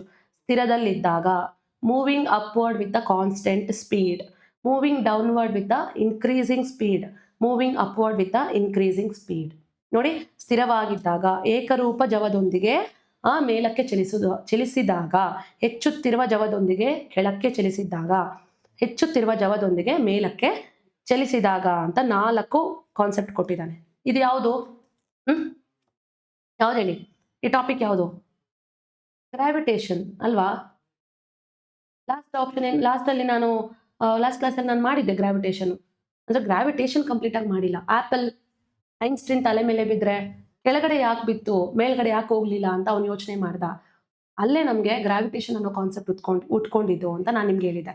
And acceleration due to ಗ್ರಾವಿಟಿನೂ ಕೂಡ ನಾನು ಹೇಳಿದ್ದೆ. It is represented by G ಅಲ್ವಾ? ಈಗ ಇದನ್ನ ಎಕ್ಸ್ಪ್ಲೈನ್ ಮಾಡೋದು ಅನ್ನೋದಾದ್ರೆ ಸ್ವಲ್ಪ ಟೈಮ್ ತಗೊಳುತ್ತೆ, but still I will explain it to you. ಈಗ ನೀವು ನಿಮ್ಮ ಮನೆಯಲ್ಲಿ ವೇಯಿಂಗ್ ಮಿಷಿನ್ ಇರುತ್ತೆ. ವೇಯಿಂಗ್ ಮಿಷಿನ್ ಇಟ್ಕೊಂಡು ನಿಂತ್ಕೊಳ್ಳಿ. ಅದ್ರ ಮೇಲೆ ನಿಂತ್ಕೊಂಡ್ರೆ ನೀವೇನು ಮಾಡ್ತೀರಾ, ಎಲ್ಲ ನಿಮ್ಮ ಬಾಡಿಲಿರುವಂತಹ ಎಲ್ಲ ಫೋರ್ಸ್ನ ವೇಯಿಂಗ್ ಮಿಷಿನ್ ಮೇಲೆ ಹಾಕಿ ನಿಲ್ಲಿಸ್ತೀರಾ ಅಲ್ವಾ? ಸೊ ಇದು ನಿಮಗೆ ವೇಯಿಂಗ್ ಮಿಷಿನ್. ಓಕೆ, ಇಲ್ಲಿ ನಿಮಗೆ ವೆಯ್ಟ್ ತೋರಿಸ್ತಿರತ್ತೆ. ಇಲ್ಲಿ ನೀವು ಪರ್ಸನ್ ನಿಂತಿರೋರು. ಓಕೆ ಓಕೆ, ಇಲ್ಲಿ ಪರ್ಸನ್ ನಿಂತಿರ್ತೀರ. ನಿಮ್ಮ ಎಲ್ಲ ಪ್ರೆಷರು ಏನು ಮಾಡ್ತಿರುತ್ತೆ, ಇದ್ರ ಮೇಲೆ ಅಪ್ಲೈ ಆಗ್ತಿರತ್ತೆ, ಇದ್ರ ಮೇಲೆ ಅಲ್ವಾ. ಅಂದರೆ ನಿಮ್ಮ ಫೋರ್ಸು ಮೇಲಕ್ಕಿರುತ್ತೆ, ಮೇಲಕ್ಕೆ ಹೋಗ್ತಿರೋದಕ್ಕೆ. ಇದು ಕೆಳಗಡೆ ಗ್ರಾವಿಟೇಷನ್ನು ನಿಮ್ಮನ್ನ ಎಷ್ಟು ಹೋಲ್ಡ್ ಮಾಡಿದೆ ಗ್ರಾವಿಟೇಷನ್ನು ಅನ್ನೋದೇ ನಿಮಗೆ ಹೇಳುವಂಥ ವೆಯ್ಟ್. ಅಂದರೆ ನಮ್ಮ weight depends on the gravitation ಅಲ್ವಾ. ಗ್ರಾವಿಟೇಷನ್ ಬೇಸಿಸ್ ಮೇಲೆ ನಮ್ಮ ವೆಯ್ಟ್ ಅನ್ನೋದು ಡಿಪೆಂಡ್ ಆಗೋದು ಅಲ್ವಾ. ಇದು ನಮಗೆ ಏನಾಯಿತು, ಮನೆಯಲ್ಲಿ ನೋಡುವಾಗ ಇದನ್ನು ನೀವು ಒಂದು ಲಿಫ್ಟಲ್ಲಿ ತಗೊಂಡು ಹೋಗ್ಬಿಡಿ. ಇದು ಲಿಫ್ಟು ಅಂತ ಅಂದ್ಕೊಳ್ಳಿ, ಕಾಣಿಸ್ತಿದೆ ಅಲ್ವಾ. ಸೊ ಇಲ್ಲಿ ಒಂದು ವೇಯಿಂಗ್ ಮಿಷಿನ್ ಇಡೋಣ, ಇಲ್ಲಿ ನೀವಿರ್ತೀರ. ಓಕೆ, ಇಲ್ಲಿ ನೀವು ನಿಂತ್ಕೊಂಡಿರ್ತೀರ. ಈಗ ಇಲ್ಲಿ ವೇಯ್ ಮಾಡಿ. ಅಟ್ ರೆಸ್ಟ್ಗೆ ನೋಡೋಣ. ಫಸ್ಟ್ ಕಂಡೀಷನ್ ಅಟ್ ರೆಸ್ಟಲ್ಲಿ ನೋಡೋಣ. ಇಲ್ಲಿ ನಿಮ್ಗೆ ಏನಾಗಿದೆ, ನಿಮ್ಮದು ಓಕೆ ಮತ್ತೆ ಈ ತೂಕದ್ದು ಇದು ಗ್ರಾವಿಟೇಷನ್ ನಿಮಗೆ ಕೊಡ್ತಾ ಇರುವಂತಹ ಮೆಜರ್ಮೆಂಟು. ನಿಮ್ಮದಿರೋದನ್ನ ನಾವೇನಂತ ಕರಿತೀವಿ, ಫೋರ್ಸ್, ಆಕ್ಟಿಂಗ್ ಫೋರ್ಸ್ ಅಂತ ಕರಿತೀವಿ. ಆಕ್ಟಿಂಗ್ ಫೋರ್ಸ್ ಅಂದರೆ ನಿಮ್ಮ ಫೋರ್ಸು ಗ್ರಾವಿಟೇಷನ್ ಮೇಲೆ ಆಕ್ಟ್ ಮಾಡ್ತಾ ಇರುವಂಥದ್ದು. ನಿಮ್ಮ ವೆಯ್ಟನ್ನ ತೋರಿಸುವಂತಹ ಮಿಷನ್ನು ರಿಯಾಕ್ಷನ್ ತೋರಿಸ್ತಾ ಇದೆ. ನಿಮ್ಮ ವೆಯ್ಟ್ ಏನು ಅನ್ನೋದನ್ನ ತೋರಿಸ್ತಿದೆ ಅಲ್ವಾ, ಅದೇ ರಿಯಾಕ್ಷನ್ ಫೋರ್ಸ್ ಅಂತ ಕರಿತೀವಿ. ಓಕೆ, ಇವಾಗ ಆಕ್ಟಿಂಗ್ ಫೋರ್ಸ್ಗೂ ರಿಯಾಕ್ಟಿಂಗ್ ಫೋರ್ಸ್ಗೂ ನಾವು ನೆಕ್ಸ್ಟ್ ಮಾಡ್ತಾ ಹೋಗುವಂಥದ್ದು. ಒಂದು ನಿಮಿಷ.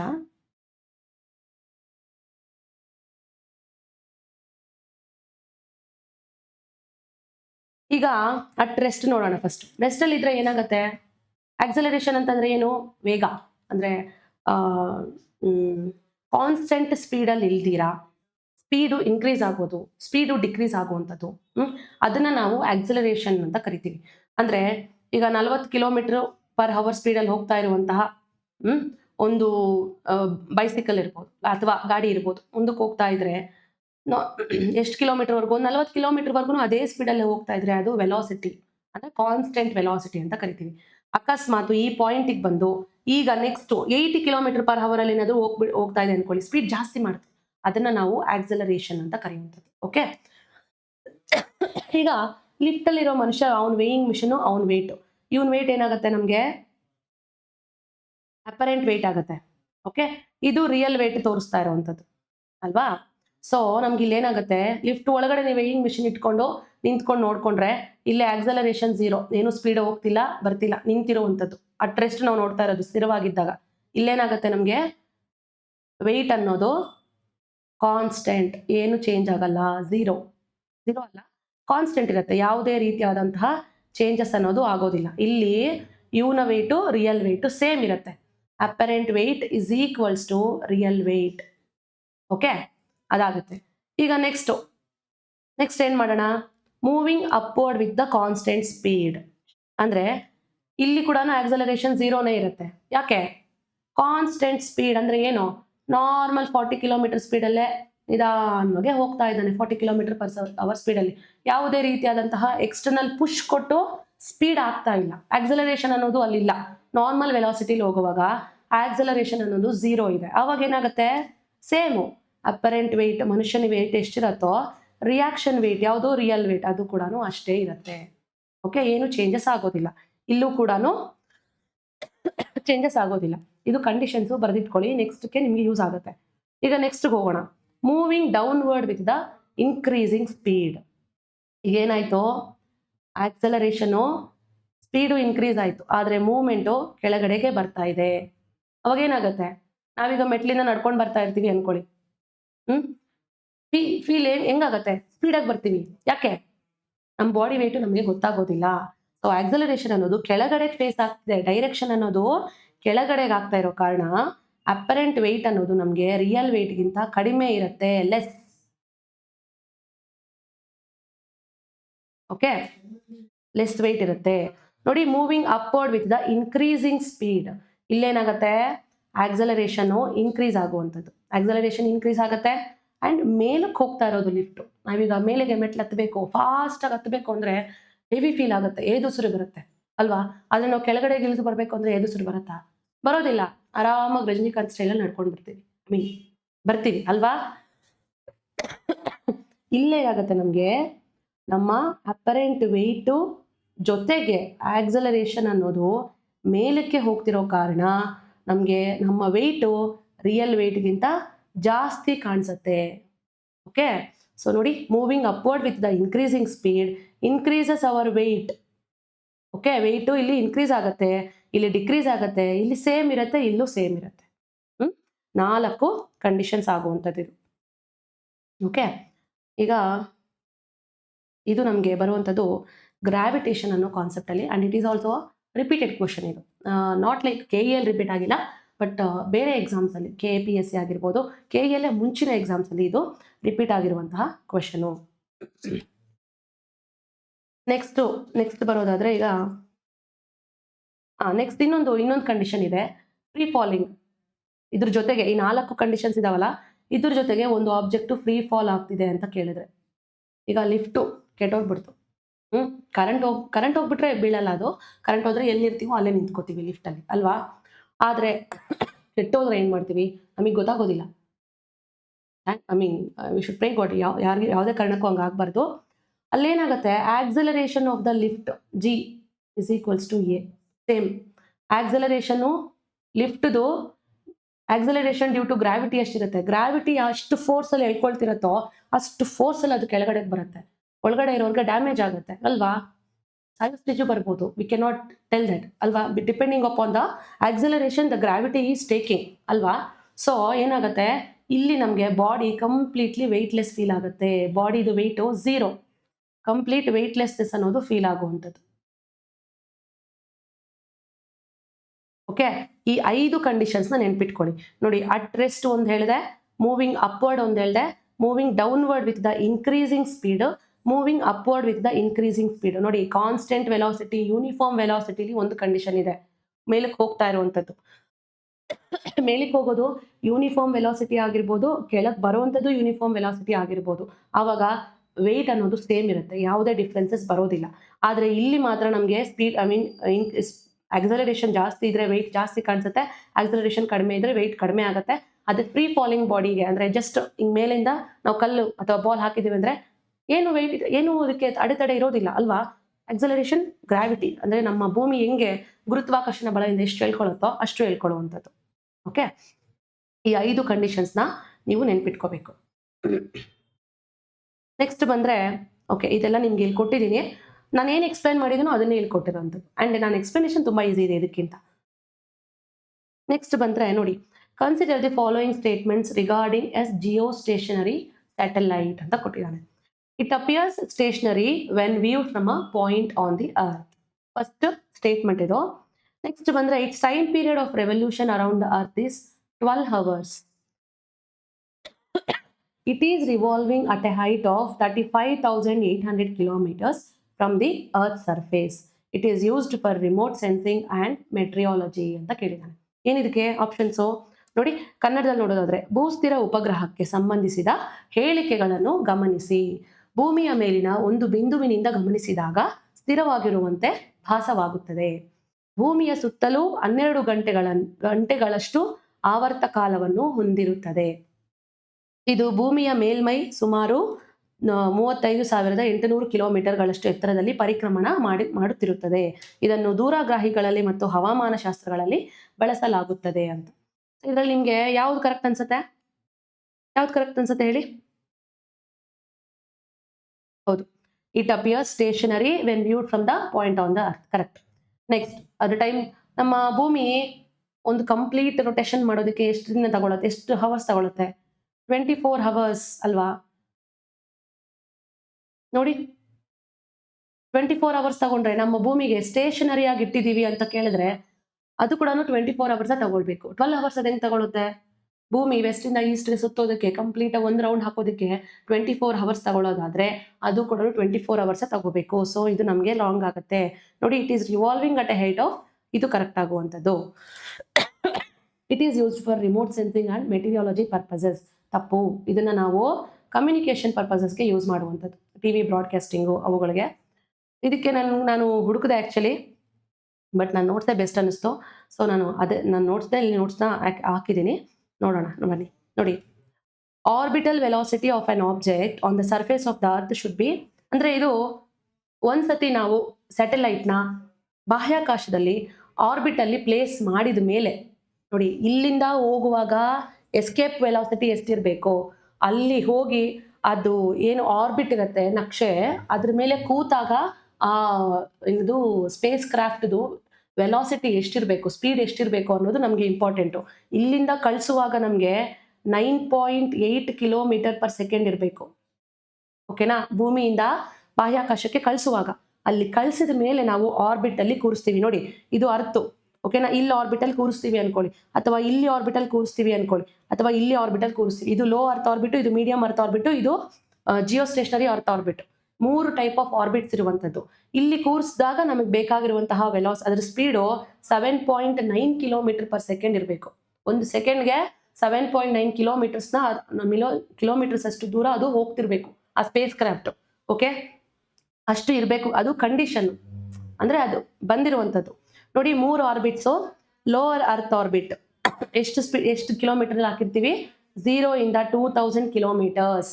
ಓಕೆನಾ, ಈಗ ಮೊನ್ನೆ ಯಾರು ನಾಸಾ ಇಂದ ಸ್ಪೇಸ್ ಕ್ರಾಫ್ಟ್ ಮುಖಾಂತರ ನಮ್ಮ ವಿಕ್ರಾಂತ್ ಅಂತೀನಿ, ಅವ್ರ ಹೆಸರೇನು, ನಾಸಾ ಕಡೆಯಿಂದ ನಮ್ಮ ಇವರನ್ನ ಕಳ್ಸಿಕೊಟ್ರಲ್ವಾ, ನಮ್ಮ ಕ್ಯಾಪ್ಟನ್ ಕಳ್ಸಿಕೊಟ್ಟಿದ್ದಾರೆ ಅಲ್ಲಿಗೆ ಅಲ್ವಾ, ಲೋ ಅರ್ತ್ ಆರ್ಬಿಟ್ಗೆ. ಎಲ್ಲಿರೋದು? ಇಲ್ಲೇನಿರೋದು? ISS ಇಂಟರ್ನ್ಯಾಷನಲ್ ಸ್ಪೇಸ್ ಸ್ಟೇಷನ್ ಇರುವಂಥದ್ದು ಲೋ ಅರ್ತ್ ಆರ್ಬಿಟ್ ಅಲ್ಲೇ. ನೋಡಿ, IRS ಆಗಿರ್ಬೋದು, ಇಂಟರ್ನ್ಯಾಷನಲ್ ಸ್ಪೇಸ್ ಸ್ಟೇಷನ್ ಅನ್ನೋದು ಎಲಿಪ್ಟಿಕಲ್ ಆರ್ಬಿಟ್ ಅಲ್ಲಿ ಇಂಟರ್ನ್ಯಾಷನಲ್ ಸ್ಪೇಸ್ ಸ್ಟೇಷನ್ ಲೊಕೇಟ್ ಆಗಿದೆ. ಅದು ಲೋ ಅರ್ತ್ ಆರ್ಬಿಟ್ ಅಲ್ಲಿ ಇರುವಂತದ್ದು. ತುಂಬಾ ಹೈ ಅರ್ತ್ ಆರ್ಬಿಟ್ ಅಲ್ಲಿ ಆಗೋದಿಲ್ಲ. ತುಂಬಾ ಡಿಕೇಡ್ಸ್ ಗಟ್ಲೆ ನಾವು ಅಲ್ಲಿ ಸ್ಟಡಿ ಮಾಡಕ್ ಆಗೋದಿಲ್ಲ, because there is no favourable environment there. Okay, ನೋಡಿ, ಪೆರಿಜಿ, ಅಪೋಜಿ, ಅದು ನಿಮ್ಗೆ ಜಸ್ಟ್ ಅಂಡರ್ಸ್ಟ್ಯಾಂಡಿಂಗೇ ಇರಲಿ. ಪೆರಿಜಿ ಅಂತಂದ್ರೆ ಹತ್ರ ಇರುವಂತಹ ಡಿಸ್ಟೆನ್ಸು, ಅಪೋಜಿ ಅಂತ ಕೇಳಿದ್ರೆ ದೂರ ಇರುವಂತಹ ಡಿಸ್ಟೆನ್ಸ್. ಅಂದ್ರೆ ನೋಡಿ, ಹತ್ರ ಇರೋದು ಇದು ಪೆರಿಜಿ, ದೂರ ಇರುವಂಥದ್ದು ಅಪೋಜಿ. ಇಲ್ಲಿಂದ ಇಲ್ಲಿಗೆ ಎಷ್ಟು ಡಿಸ್ಟೆನ್ಸ್ ಇರುತ್ತೆ, ಇಲ್ಲಿಂದ ಇಲ್ಲಿಗೆ ಎಷ್ಟು ಡಿಸ್ಟೆನ್ಸ್ ಇರುತ್ತೆ ಲೋ ಆರ್ಬಿಟ್ ಅಲ್ಲಿ ಅಂತ ಹೇಳ್ತಾ ಇರುವಂಥದ್ದು. ಓಕೆ, ಇಷ್ಟಾಯ್ತು. ನೆಕ್ಸ್ಟ್ ಮೀಡಿಯಂ ಅರ್ತ್ ಆರ್ಬಿಟ್ ಅಲ್ಲಿ ನೋಡಿ, 2000 ಇಂದ 36,000 ಕಿಲೋಮೀಟರ್ಸ್ ವರ್ಗು ಪ್ಲೇಸ್ ಮಾಡುವಂಥದ್ದು ಮೀಡಿಯಂ ಅರ್ತ್ ಆರ್ಬಿಟ್ ಆಗುತ್ತೆ. ನೋಡಿ, ಇದು ಅರ್ತು, ಇದು ಲೋ ಅರ್ತ್ ಆರ್ಬಿಟ್, ಇದು ಮೀಡಿಯಂ ಅರ್ತ್ ಆರ್ಬಿಟ್, ಇದು ಏನದು ಜಿಯೋ ಸ್ಟೇಷನರಿ ಅರ್ತ್ ಆರ್ಬಿಟ್ಸ್. ಇಲ್ಲಿ ನಾವು ನೇವಿಗೇಷನ್ ಸ್ಯಾಟಲೈಟ್ಸ್ ನ ಇಡುವಂಥದ್ದು.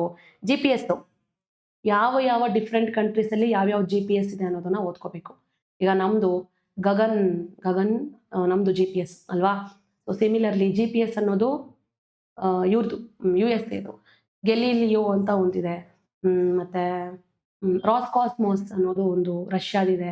ಆ ರೀತಿ ಯಾವ್ಯಾವ ಡಿಫ್ರೆಂಟ್ ಕಂಟ್ರೀಸ್ಗೆ ಯಾವ್ಯಾವ ಡಿಫ್ರೆಂಟ್ GPS ಸಿಸ್ಟಮ್ ಇದೆ ಅನ್ನೋದನ್ನ ನೀವು ನೋಡ್ಕೋಬೇಕು. ಆ GPS ಸ್ಯಾಟಲೈಟ್ಸ್ನ ನಾವು ಮೀಡಿಯಂ ಅರ್ತ್ ಆರ್ಬಿಟ್ ಅಲ್ಲಿ ಇಡುವಂಥದ್ದು, not in the low earth orbit. So ನೀವು ಈ ತರನೂ ಓದ್ಕೋಬೇಕು ಡಿಫ್ರೆನ್ಸಸ್. ಓಕೆ, ನೋಡಿ, 24 ಸ್ಯಾಟಲೈಟ್ಸ್ನ ಇಲ್ಲಿ ನಮಗೆ ಹಾಕಿರೋದು. ಆ 24 ಸ್ಯಾಟಲೈಟ್ಸ್ ಇಂದ ರಿಸೀವ್ ಮಾಡ್ಕೊಳ್ಳುವಂತಹ ಸಿಗ್ನಲ್ಸ್ ಮುಖಾಂತರನೇ ನಾವು GPS ನ ಹಾಕೊಳ್ಳೋದು. Alexa direct me towards Vijayanagar, direct me towards Bangalore ಅಂತ ಹೇಳಿದ್ರೆ ಅಲೆಕ್ಸಾ ತೋರಿಸ್ತಾಳೆ ತಾನೆ ರೂಟ್. ಅವಳಿಗೆ ಎಲ್ಲಿಂದ ಬರುತ್ತೆ ಇನ್ಫಾರ್ಮೇಶನು? ಮೀಡಿಯಂ ಅರ್ತ್ ಆರ್ಬಿಟ್ ಅಲ್ಲಿ ಲೊಕೇಟ್ ಆಗಿರುವಂತಹ ಈ ನೇವಿಗೇಷನ್ ಸ್ಯಾಟಲೈಟ್ಸ್ ಇಂದ. ಓಕೆ, ಇಷ್ಟ ಆಯ್ತು. Next geostationary earth orbit. ಇದು ನಮಗೆ ತುಂಬಾ ಇಂಪಾರ್ಟೆಂಟು, ಬಿಕಾಸ್ ನಮ್ಮ ಮೆಟೀರಿಯಾಲಜಿಕಲ್ ಸ್ಯಾಟಲೈಟ್ಸ್ ಆಗಿರ್ಬೋದು, ಕಮ್ಯುನಿಕೇಶನ್ ಸ್ಯಾಟಲೈಟ್ಸ್ ಆಗಿರ್ಬೋದು, ಯಾವುದೇ ರೀತಿಯಾದಂತಹ ಸ್ಯಾಟಲೈಟ್ಸ್ನ ನಾವು ಪ್ಲೇಸ್ ಮಾಡುವಂಥದ್ದು ಇಲ್ಲಿ. ಜಿಯೋ ಸ್ಟೇಷನರಿ ಅರ್ತ್ ಆರ್ಬಿಟ್ ಅಂತ ಕೇಳಿದ್ರೆ ಅದಿರುವಂಥದ್ದು 35,784. ಇದು ಪ್ರಿಸಿಷನ್ ಆಗಿ, ಬಟ್ ಅಪ್ರಾಕ್ಸಿಮೇಟ್ ಆಗಿ 35,800 ಅಂತ ತಗೊಳ್ತೀವಿ. ಓಕೆ, ಕಿಲೋಮೀಟರ್ ಅಲ್ಲಿ ಅದನ್ನ ಲೊಕೇಟ್ ಮಾಡಿರ್ತೀವಿ. ಇದು ನಮಗೆ with respect to earth stationary ಆಗಿರುವಂಥದ್ದು. ನೋಡಿ, ಇಲ್ಲಿ ಬರ್ದಿದ್ದೀನಿ ನೋಡಿ, ಇದು ಅರ್ತ್. ಓಕೆ, ವೆಸ್ಟ್ ಇಂದ ಈಸ್ಟ್ಗೆ ರೊಟೇಟ್ ಆಗ್ತಿರತ್ತೆ ಅಲ್ವಾ. ಅರ್ತು ಅದು ರಿವಾಲ್ವ್ ಆಗೋದು ಕೂಡ ವೆಸ್ಟ್ ಇಂದ ಈಸ್ಟ್ಗೆ. ಅದೇ ರೀತಿ ನಾವೇನ್ ಮಾಡಿರ್ತೀವಿ, ವೆಸ್ಟ್ ಇಂದ ಈಸ್ಟ್ಗೆ ಅರ್ತ್ ರೊಟೇಟ್ ಆಗ್ತಿರೋ ಕಾರಣ ನಾವು ಸ್ಯಾಟಲೈಟ್ಸ್ ಕೂಡ ಪ್ಲೇಸ್ ಮಾಡಿರ್ತೀವಿ. ಅದು ಯಾವ ರೀತಿ ರೊಟೇಷನ್ ಆಗುತ್ತೋ ಅದೇ ಆಂಗಲ್ ಅಲ್ಲೇ ರೊಟೇಟ್ ಆಗ್ತಾ ಇರುತ್ತೆ. ಅದನ್ನ ನಾವೇನಂತ ಕರಿತೀವಿ? Stationary, geostationary. Geo means earth, stationary ಅಂತಂದ್ರೆ ಸ್ಟಾಗ್ನೆಂಟ್ ಅಲ್ವಾ. ಅರ್ತ್ ಯಾವ ರೀತಿ ರೊಟೇಟ್ ಆಗ್ತಿರತ್ತೋ ಅದೇ ಪ್ಯಾರಲಲ್ ಆಗಿ ರೊಟೇಟ್ ಆಗೋ ತರ ನಾವು ಆ ಸ್ಯಾಟಲೈಟ್ ನ ಆರ್ಬಿಟ್ ಅಲ್ಲಿ ಪ್ಲೇಸ್ ಮಾಡಿರ್ತೀವಿ. ಆವಾಗ ಅದ್ರ ಪ್ರಕಾರನೇ ರೊಟೇಟ್ ಆಗ್ತಾ ಇರತ್ತೆ. ಅರ್ತ್ ಎಷ್ಟು ದಿನ ತಗೊಳುತ್ತೆ ಒಂದು ರೊಟೇಷನ್ಗೆ? ಅಷ್ಟೇ ಟೈಮ್ನ ಅದು ತಗೊಳುತ್ತೆ, 24 hours ತಗೊಳ್ಳುವಂಥದ್ದು. ನೋಡಿ, ಇಲ್ಲಿದೆ, it is moving along the direction and speed that of the earth. Earth ಎಷ್ಟು ಸ್ಪೀಡಲ್ಲಿ ಎಷ್ಟು ಡೈರೆಕ್ಷನ್ ಅಲ್ಲಿ ಹೋಗ್ತಿರತ್ತೋ ಅದೇ ಇದರಲ್ಲೇ ಹೋಗುತ್ತೆ. So speed of the rotation of the earth is equal to the speed of the revolution of the satellite. Okay, hence we see the satellite above us. It is helping in the communication and TV programmes constant ಆಗಿ. ನಾವು phone ಮಾತಾಡೋದಕ್ಕಾಗಿರ್ಬೋದು, mass media ನೋಡೋಕ್ಕಾಗಿರ್ಬೋದು, ರೇಡಿಯೋನ ಕೇಳಿಸ್ಕೊಳ್ಳೋಕ್ಕಾಗಿರ್ಬೋದು, ಇಲ್ಲೆಲ್ಲ ಏನು ಮಾಡ್ತೀವಿ, ಈ ಸ್ಯಾಟಲೈಟ್ಸ್ದು ಇನ್ಫಾರ್ಮೇಷನ್ನ utilise ಮಾಡ್ಕೊಳ್ಳುವಂಥದ್ದು. ಇದನ್ನು ನೀವು ಓದ್ಕೊಳ್ಳಿ, ಸ್ವಲ್ಪ ಝೂಮ್ ಮಾಡಿದ್ರೆ ಬರುತ್ತೆ. ಇದು ನನ್ನ ನೋಟ್ಸ್ದು. ನಾನು ಬೇರೆ ಕಡೆ ಸರ್ಚ್ ಮಾಡಿದೆ, ಬಟ್ ಇಷ್ಟು ಚೆನ್ನಾಗಿ ಎಲ್ಲೂ ನನಗೆ ಸಿಗಲಿಲ್ಲ. ಅದಕ್ಕೆ ನಾನು ನೋಟ್ಸ್ದ ಫೋಟೋ ತೆಗೆದು ಹಾಕ್ಕೊಂಡಿರೋದು. ನೋಡಿ, ಜಿಯೋ ಸ್ಟೇಷನರಿ ಅರ್ತ್ ಸ್ಯಾಟಲೈಟ್ಸ್ದು ಕಂಡೀಷನ್ಸ್ ಏನು, 35,784 ಕಿಲೋಮೀಟ್ರಲ್ಲಿ ಹಾಕಬೇಕು.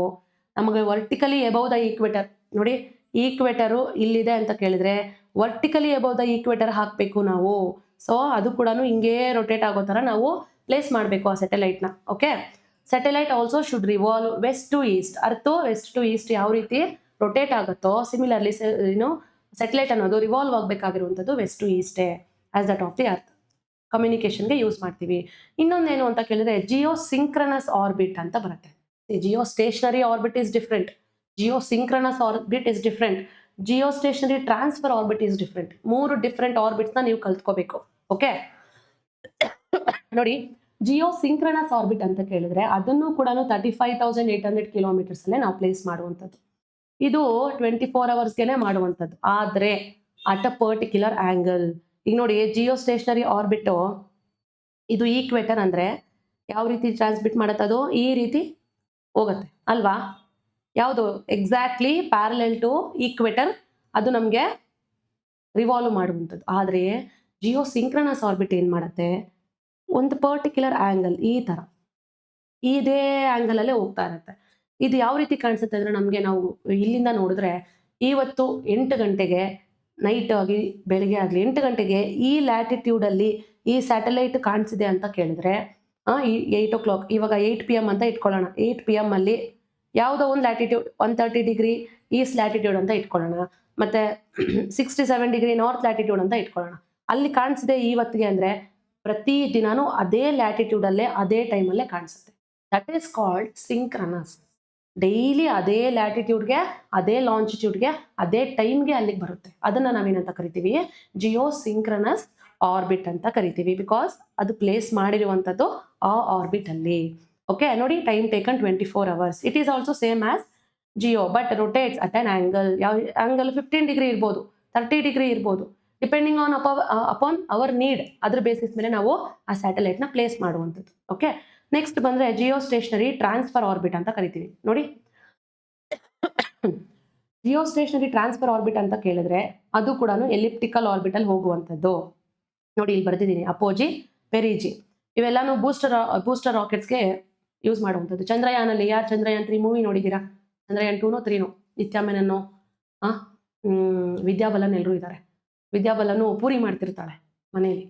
ಪೂರಿ ಮಾಡುವಾಗ ಏನಾಗುತ್ತೆ, ಮಗನಿಗೆ ಗಂಡನಿಗೆ ಕೊಟ್ಬಿಟ್ಟಿರ್ತಾರೆ, ತಿಂತಿರ್ತಾರೆ, ಅವರು ತಿಂದು ಮುಗಿಸಿರ್ತಾರೆ. ಇವಳು ಗ್ಯಾಸ್ ಆಫ್ ಮಾಡಿಬಿಟ್ಟಿರ್ತಾಳೆ. ಗ್ಯಾಸ್ ಆಫ್ ಮಾಡಿದ್ರು ಸಹ ಅವ್ರು ಮತ್ತೆ ಇನ್ನೊಂದು ಪೂರಿ ಬೇಕು ಅಂತ ಕೇಳ್ತಾರೆ. ಅವಾಗ ಅವಳು ಏನು ಮಾಡ್ತಾಳೆ, ಗ್ಯಾಸ್ ಆಫ್ ಮಾಡಿಬಿಟ್ಟಿದ್ದೀನಿ, ಇನ್ನೇನು ಮಾಡೋದು ಅಂತ ಯೋಚನೆ ಮಾಡುವಾಗ ಈಗಿನ್ನೂ ಆಫ್ ಮಾಡಿರೋದು, ಆಯಿಲ್ ಇನ್ನೂ ಬಿಸಿ ಇರುತ್ತೆ, ಇನ್ನೊಂದು ಪೂರಿ ಹಾಕಿದ್ರು ಕೂಡ ಏನೋ ಪೂರಿ ಆಗತ್ತೆ ಅಂತ ಹೇಳಿ ಇದು ಮಾಡ್ತಾರೆ. ಮೀನ್ಸ್ ಅದರಲ್ಲಿ ಉಳ್ಕೊಂಡಿರುವಂತಹ ಹೀಟ್ ಏನಿದೆ ಅದು ಬೂಸ್ಟರ್ ಆಗತ್ತೆ ಅಂತ ಯೋಚನೆ ಬಂದು ಅವಳು ಚಂದ್ರಯಾನ್ 2 ಅಥವಾ 3 ಇದರಲ್ಲಿ ಬೂಸ್ಟರ್ ರಾಕೆಟ್ ಕಾನ್ಸೆಪ್ಟ್ನ ತರುವಂಥದ್ದು. ಸೊ ಆ ರೀತಿ ಎಮರ್ಜ್ ಆಗೋದು ಆ ಕಾನ್ಸೆಪ್ಟು. ಈಗ ಇದು ಟ್ರಾನ್ಸ್ಫರ್ ಆರ್ಬಿಟ್ ಯಾವ ರೀತಿ ವರ್ಕ್ ಆಗುತ್ತೆ ಅಂದರೆ ನೋಡಿ, ಇದು ಅರ್ತ್. ಓಕೆ, ಇದು low earth orbit, medium earth orbit. Okay, ನಮಗೆ ಯಾವ ಆರ್ಬಿಟಿಗೆ ಬೇಕೋ, ಇವಾಗ ಮೀಡಿಯಂ ಅರ್ತ್ ಆರ್ಬಿಟ್ಗೆ ಬೇಕಪ್ಪ, ಇಲ್ಲಿಗೆ ಸ್ಯಾಟಲೈಟ್ನ ಫಸ್ಟ್ ಕಳಿಸ್ಕೊಡ್ತೀವಿ. ಆಮೇಲೆ ಏನು ಮಾಡ್ತೀವಿ, ಇಲ್ಲಿಂದ ನಮಗೆ ಯಾವ ಆ್ಯಂಗಲ್ಗೆ ಬೇಕು, ಇದಿವಾಗ ಅರ್ತ್ಗೆ 90 ಡಿಗ್ರಿ ಇದೆ, ನಮಗೆ 90 ಡಿಗ್ರಿ ಬೇಡ, ನಮಗೆ 45 ಡಿಗ್ರಿನೇ ಬೇಕು. ನಾವು ಸ್ಟಾರ್ಟ್ ಮಾಡೋದೇ 45 ಡಿಗ್ರಿಯಿಂದ ಅಂದಾಗ ಏನಾಗುತ್ತೆ, ಮಾಸ್ಟರ್ ಕಂಟ್ರೋಲ್ ಫೆಸಿಲಿಟಿ ಎಲ್ಲಿದೆ, ಹಾಸನಲ್ಲಿ. ಸೊ ನಾವು ಇಲ್ಲಿಂದ ಇಲ್ಲಿಗೆ ಟ್ರಾನ್ಸ್ಫರ್ ಮಾಡ್ಕೋತೀವಿ, ಅಥವಾ ಇಲ್ಲಿಂದ ಇಲ್ಲಿಗೂ ಟ್ರಾನ್ಸ್ಫರ್ ಮಾಡ್ಕೋತೀವಿ. ಓಕೆ, ಅದನ್ನು ನಾವೇನಂತ ಕರಿತೀವಿ, ಜಿಯೋ ಸ್ಟೇಷನರಿ ಟ್ರಾನ್ಸ್ಫರ್ ಆರ್ಬಿಟ್. ಅದು ಯಾವ ರೀತಿ ಟ್ರಾನ್ಸ್ಫರ್ ಮಾಡ್ಕೊಳ್ಳೋದು, ಬೂಸ್ಟರ್ನ ಕೊಡೋದು. ಬೂಸ್ಟರ್ ಏನು, ಅದರಲ್ಲಿ ಬೂಸ್ಟರ್ಗೆ ಕೆಲವೊಂದು ಫ್ಯೂಯಲ್ಸ್ ಇರ್ತವೆ, ಕೆಲವೊಂದು ಇಂಧನಗಳಿರ್ತವೆ. ಅದ್ರ ಮುಖಾಂತರ ನಾವು ನಮಗೆ ಬೇಕಾಗಿರುವ ಕಡೆ ಸ್ಯಾಟಲೈಟ್ಸ್ನ ಆರ್ಬಿಟಲ್ಲಿ ಈಸ್ಟಿಂದ ನಾರ್ತ್ ಈಸ್ಟು, ನಾರ್ತ್ ಈಸ್ಟಿಂದ ಸೌತ್ ವೆಸ್ಟ್, ಆ ಥರ ಟ್ರಾನ್ಸ್ಫರ್ ಮಾಡಿಕೊಂಡು ನಮ್ಮ ಸ್ಟಡಿಗೆ ಹೆಲ್ಪ್ ಆಗೋ ಥರ ಮಾಡ್ಕೋಬೋದು. ಓಕೆ, ಇನ್ನು ಇದು ಲಾಂಚ್ ವೆಹಿಕಲ್ಸ್ ಇವೇನು ಬೇಕಾಗಿಲ್ಲ. ಆ್ಯಂಡ್ PSLV GSLV ಡಿಫ್ರೆನ್ಸಸ್ ಓದ್ಕೊಳ್ಳಿ. PSLV ಅಂದರೆ ಪೋಲಾರ್ ಸ್ಯಾಟಲೈಟ್. ನೋಡಿ ಈ ರೀತಿ ಇದ್ರೆ ಇದು ನಾರ್ತ್ ಪೋಲ್, ಇದು ಸೌತ್ ಪೋಲ್. ಈ ಪೋಲ್ಗಿಂದ ಈ ಪೋಲ್ಗೆ ಹಿಂಗೆ ರೊಟೇಟ್ ಆದರೆ ಅದು polar satellite launch vehicle PSLV. ಏನಂತ ಕರೀತಾರೆ? ವರ್ಕ್ ಹಾರ್ಸ್ ಆಫ್ ಇಸ್ರೋ ಅಂತ ಕರೀತಾರೆ. GSLV ಅಂದರೆ ಜಿಯೋ ಸ್ಟೇಷನರಿ. ಈ ರೀತಿ ಫಂಕ್ಷನ್ ಮಾಡೋದು, ಹಿಂಗೆ ಅರ್ಥಗೆ ಹಿಂಗೆ ಫಂಕ್ಷನ್ ಮಾಡೋದು. Okay fine. ಈಗ ನೆಕ್ಸ್ಟ್ ಕ್ವಶನ್ಗೆ ಹೋಗೋಣ. Modern days vehicles front shape is made aerodynamic to decrease the friction. Correct ಇದೆ. ಸ್ಪೀಡ್ ಕಡಿಮೆ ಮಾಡೋದಕ್ಕೆ ಮಾಡ್ತಾರಾ? ನೋಡಿ ಡಿಕ್ರೀಸ್ ಇದೆ, ಸ್ಪೀಡ್ ಇದೆ, ಸ್ಪೀಡ್ನ ಡಿಕ್ರೀಸ್ ಮಾಡೋದಕ್ಕೆ ಮಾಡ್ತಾರಾ? ಅಕಸ್ಮಾತು ಟು ಇನ್ಕ್ರೀಸ್ ಅಂತ ಕೊಟ್ಟಿದ್ರೆ ಅವಾಗ ಸ್ಪೀಡ್ ಹಾಕ್ಬೋದಿತ್ತು. See there are trick in question and answers also. In question also there is a trick. ಅಕಸ್ಮಾತ್ ಇನ್ಕ್ರೀಸ್ ಅಂತ ಕೊಟ್ಟಿದ್ರೆ ಸ್ಪೀಡ್ ಇನ್ಕ್ರೀಸ್ ಮಾಡ್ಬೋದು. ಹಿಂಗೆ ಹೇಳಿ ನೋಡೋಣ. ಬರ್ತಾ ಇರುವಂತಹ ಪ್ರೆಷರ್ನ ನಾವೇನು ಮಾಡ್ತೀವಿ? ಹಿಂಗೆ ಹೋಗ್ಬೇಕಾಗಿರೋದು. ನೋಡಿ ಇವಾಗ ಒಂದು ಟೆಂಪೋ ಹಿಂಗಿರುತ್ತೆ ಅನ್ಕೊಳ್ಳಿ. ಓಕೆ, ಹಿಂಗೆ ತಾನೇ ಇರೋದು ಲಾರಿಗಳು.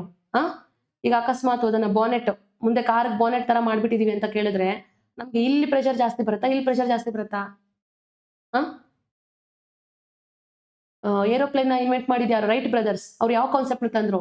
ಡ್ರ್ಯಾಗನ್ ಫ್ಲೈನ ಯುಟಿಲೈಸ್ ಮಾಡಿಕೊಂಡು ಅದ್ರ ಮಾಡೆಲ್ ಮೇಲೆ ತಂದ್ರು. ಯಾಕೆ? ಸ್ಪೀಡ್ ಕೂಡ ಇನ್ಕ್ರೀಸ್ ಆಗುತ್ತೆ ಅಲ್ವಾ? ಸೊ ಪ್ರೆಷರ್ ಇಲ್ಲಿ ಕಡಿಮೆ ನೋಡಿ ಹಿಂಗೆ ಫ್ಲೋ ಆಗುತ್ತೆ. ಹಿಂಗೆ ಫ್ಲೋ ಆದಾಗ ಪ್ರೆಷರ್ ಕಡಿಮೆ ಇದ್ದಾಗ ಸ್ಪೀಡ್ ಜಾಸ್ತಿ ಹೋಗುತ್ತೆ ಅಲ್ವಾ? ಸೊ ಇಲ್ಲಿ ಇನ್ಕ್ರೀಸ್ ಅಂತ ಕೊಟ್ಟಿದ್ರೆ ನಮಗೆ ಸ್ಪೀಡ್ ಆಗಿರ್ತಿತ್ತು. ಇಲ್ಲಿ ಡಿಕ್ರೀಸ್ ಅಂತ ಕೊಟ್ಟಿರೋ ಕಾರಣ ಫ್ರಿಕ್ಷನ್ ಬರುತ್ತೆ. ಇದಕ್ಕೆ ಆನ್ಸರು. ಓಕೆ, ಇದು ನಾನೇನು ಎಕ್ಸ್ಪ್ಲೈನ್ ಮಾಡೋ ನೆಸೆಸಿಟಿ ಇಲ್ಲ. ಫ್ರಿಕ್ಷನ್ ಕಾನ್ಸೆಪ್ಟ್ನ, ಘರ್ಷಣೆ ಕಾನ್ಸೆಪ್ಟ್ನ ನಾವು ತುಂಬ ಕಡೆ ಓದಿದ್ದೀವಿ. ನೋಡಿ ಅಪೋಸಿಂಗ್ ಫೋರ್ಸಸ್, ಫ್ರಿಕ್ಷನ್ ಸಾಲಿಡ್ಸ್ಗೆ, ಕಾರು ಸಾಲಿಡ್, ಇಂಜಿನ್ ಸಾಲಿಡ್ ಅಲ್ವಾ? Viscous forces, fluids are always present in the natural world. ಫ್ರಿಕ್ಷನ್ನ ಝೀರೋ ಮಾಡೋದಕ್ಕೆ ಚಾನ್ಸೇ ಇಲ್ಲ. There is no. ನೋಡಿ opposing forces of friction can never be eliminated. Friction ಅನ್ನೋದು ಝೀರೋ ಅನ್ನುವಂತಹ concept ನಮ್ಮ ಸೈನ್ಸಲ್ಲಿ ಇಲ್ಲ. ದೇರ್ ಈಸ್ ಆಲ್ವೇಸ್ ಫ್ರಿಕ್ಷನ್ ಅನ್ನೋ ಒಂದು ಫೋರ್ಸು ನಮಗೆ ಇನ್ವಿಸಿಬಲ್ ಆಗಿ ಎಕ್ಸಿಸ್ಟೆನ್ಸಲ್ಲಿ ಇದ್ದೇ ಇರುತ್ತೆ. ಓಕೆ, ನೆಕ್ಸ್ಟ್ ಕ್ವಶನ್ಗೆ ಬರೋಣ. Through the window of a fast moving train the near by trees, houses et cetera seem to move rapidly in the opposite direction, while the distant objects like hilltops, stars, moon seem to be. ನೀವು ಹೋಗ್ತಿರ್ತೀರಾ? Okay, ನಾವು ಚಿಕ್ಕ ಮಕ್ಕಳಿದ್ದಾಗ like ಎಲ್ಲಾದರೂ ಹೋಗ್ತಿದ್ರೆ ತಂದೆಯವರ ಗಾಡಿಗಳಲ್ಲಿ ಹಿಂದೆ ಕೂತ್ಕೊಂಡು ಹೋಗ್ತಿದ್ರೆ ಏನು ಅನಿಸ್ತಿತ್ತು ನಮಗೆ? ಮೇಲೆ ಎಲ್ಲ ನೋಡ್ತಿದ್ರೆ 6:30, 7 ಸ್ನ್ಯಾಕ್ಸ್ ಟೈಮಲ್ಲಿ ಏನು ಅನಿಸ್ತಿತ್ತು?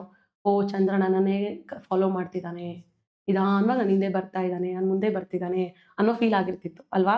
ಅದೇ ಕಾನ್ಸೆಪ್ಟೇ ಇರೋದು ನೋಡಿ, ಲೈನ್ ಆಫ್ ಸೈಟ್ ಅಂತ ಇದು. ಓಕೆ ನೋಡಿ, stationary are seems to move slowly in the same direction. ನಾವು ಹೆಂಗೆ ಹೋಗ್ತಿರ್ತೀವೋ ಹಂಗೇ ಬರ್ತಿರುತ್ತೆ, ಮುಂದೆ ಆಗಲಿ ಹಿಂದೆ ಆಗಲಿ ನಮ್ಮ ಪಕ್ಕದಲ್ಲಾಗಲಿ ಅಲ್ವಾ? ಇದು ತಪ್ಪು. ಸೀಮ್ಸ್ ಟು ಮೂವ್ ರ್ಯಾಪಿಡ್ಲಿ, ಫಾಸ್ಟಾಗಿ ಹೋಗುತ್ತಾ? ಚಾನ್ಸೇ ಇಲ್ಲ. ಇದು ಲೈನ್ ಆಫ್ ಸೈಟ್ ಅಂತ. ಹತ್ರ ಇರುವಂಥದ್ದು ರಿಲೇಟಿವ್ ಮೋಷನ್ ಆಗುತ್ತೆ. ತುಂಬ ಹತ್ರ ಇರುವಂಥದ್ದು ಫಾಸ್ಟಾಗಿ ಹೋಗೋ ಥರ ನಮಗೆ ಭಾಸವಾಗುವಂಥದ್ದು. ಆದರೆ ದೂರ ಇರುವಂತಹ ಆಬ್ಜೆಕ್ಟು ಸ್ಲೋ ಆಗಿ ಹೋಗ್ತಾ ಇದ್ದಾವೆ ಅನ್ನೋ ಥರ ನಮಗೆ ಫೀಲ್ ಆಗುವಂಥದ್ದು. ನೋಡಿ, the line joining the object to the eye is called as line of sight. When a train moves rapidly, ಇದು ಸೇಮ್ ಅದೇನೆ. ಫಾರ್ ದೂರ ಇರುವಂತಹ ಆಬ್ಜೆಕ್ಟ್ಸು ಅವುಗಳ ಡೈರೆಕ್ಷನ್ ಚೇಂಜ್ ಆಗೋದಿಲ್ಲ. ಏನಕ್ಕೆ? ಲಾರ್ಜ್ ಡಿಸ್ಟೆನ್ಸ್, ನಮ್ಮ ಕಣ್ಣಿಂದ ತುಂಬ ದೂರ ಇರುವ ಡಿಸ್ಟೆನ್ಸ್ ಕಾರಣ ಹಂಗೆ ಅದು ಸ್ಟೇಷನರಿ ಆಗಿ ಇದೆ. ಆದರೆ ನಾವು ಅದನ್ನು ಬಿಟ್ಟು ಮುಂದಕ್ಕೆ ಹೋಗ್ತಾ ಇದ್ದೀವಿ ಅನ್ನೋ ಥರ ಫೀಲ್ ಕೊಡುವಂಥದ್ದು. ಇದೇನು ನಮಗೆ ಯಾವುದು ಕಾನ್ಸೆಪ್ಟ್ ಅಂತ ಏನಿಲ್ಲ, ಇದು ಪ್ರಾಕ್ಟಿಕಲ್ ಅಪ್ಲಿಕೇಶನ್ ಡೈಲಿ. ಇದು ರಿಪೀಟೆಡ್ ಕ್ವಶನ್ ಅಂತಲೇ ಹೇಳ್ಬೋದು ಅಲ್ವಾ? KA SDA HK ಪೇಪರಲ್ಲಿ ಇದು ರಿಪೀಟ್ ಆಗಿರುವಂಥ ಕ್ವಶನ್. ನೋಡಿ, smoking increases the nitric oxide content in the blood and reduces the concentration of home bound oxygen with the haemoglobin. Smoking is responsible for production of the free radicals which produces various types of cancer ಅಂತ ಇದೆ. So ಯಾವ್ದು correct ಇದರಲ್ಲಿ? ಯಾವ್ದು correct ಹೇಳಿ? ಇದು correct, ಇದು ತಪ್ಪಾ? ಇಲ್ಲ ಎರಡೂ ಕರೆಕ್ಟಾ ಹೇಳಿ? ಯಾವುದು? Statement 1 is wrong and statement 2 is correct. ಯಾಕೆ ಲಾಸ್ಟ್ ಕ್ವಶನಲ್ಲಿ ನಾವು ಏನು ಓದಿದ್ವಿ ನೋಡಿ? ಧೂಮಪಾನದಿಂದ ರಕ್ತದಲ್ಲಿ ನೈಟ್ರಿಕ್ ಆಕ್ಸೈಡ್ ಪ್ರಮಾಣ ಹೆಚ್ಚುತ್ತದೆ ಮತ್ತು ಹಿಮೋಗ್ಲೋಬಿನ್ ಜೊತೆಗೆ ಬಂಧಿತವಾದ ಆಮ್ಲಜನಕದ ಸಾಂದ್ರತೆ ಕಡಿತಗೊಳ್ಳುತ್ತದೆ. ಧೂಮಪಾನವು ವಿವಿಧ ರೀತಿಯ ಕ್ಯಾನ್ಸರ್ಗಳನ್ನು ಉಂಟು ಮಾಡುವ ಮುಕ್ತ ರ್ಯಾಡಿಕಲ್ಗಳ ಉತ್ಪಾದನೆಗೆ ಕಾರಣವಾಗಿದೆ. ಇದಂತೂ ಎಲ್ಲರೂ ಹೇಳ್ತೀರಾ ಇದು ಕರೆಕ್ಟ್ ಅಂತ. ಯಾಕೆ? ಮುಖೇಶ್ ಇದು ಅಡ್ವರ್ಟೈಸ್ಮೆಂಟ್, ನಾನು ಮುಖೇಶ್, ನನ್ನ ಹೆಸರು ಮುಖೇಶ್ ಬರುತ್ತೆ ಅಲ್ವಾ? ಇದಂತೂ ಕಂಪಲ್ಸರಿ, ಎಲ್ಲರೂ ಹೇಳ್ತೀರಾ. ಇದು ನೈಟ್ರಿಕ್ ಆಮ್ಲನ, ಇದು ಎಷ್ಟು ಸತಿ ಓದಿದೀವಿ, ಅದು ಕಾರ್ಬನ್ ಮೊನಾಕ್ಸೈಡ್ ಅಂತ ಹೇಳ್ಬಿಟ್ಟು. ಲಾಸ್ಟ್ ಕ್ವಶನ್ ಅಲ್ಲಿ ಹೆಂಗ್ ಬಂದಿತ್ತು ನೋಡಿ, ಲಾಸ್ಟ್ KSDA ಕ್ವಶನ್ ಇಲ್ಲಿದೆ. In a pregnant women inhales the cigarette smoke, she takes in carbon monoxide. ಇಲ್ಲೇ ಆನ್ಸರ್ ಇದೆ ಈ ಕ್ವಶನ್ ಅಲ್ಲಿ. ಅಲ್ಲೂ ಆನ್ಸರ್ ಕೇಳಿದ್ದು ಇದೆ, ಕಾರ್ಬನ್ ಮೊನಾಕ್ಸೈಡ್ ಅಂತ ಹೇಳ್ಬಿಟ್ಟು. ಇಲ್ಲಿ ಆನ್ಸರ್ ಅಲ್ಲಿ ನೈಟ್ರೋಜನ್ ಆಕ್ಸೈಡ್ ಕೊಟ್ಟಿದ್ದಾನೆ, ನಾವು ಅಲ್ಲಿ ಕಾರ್ಬನ್ ಮೊನಾಕ್ಸೈಡ್ ಹಾಕ್ಬೇಕಿತ್ತು. ಓಕೆ, ಏನಕ್ಕೆ ಕಾರ್ಬನ್ ಮೊನಾಕ್ಸೈಡ್ಗೆ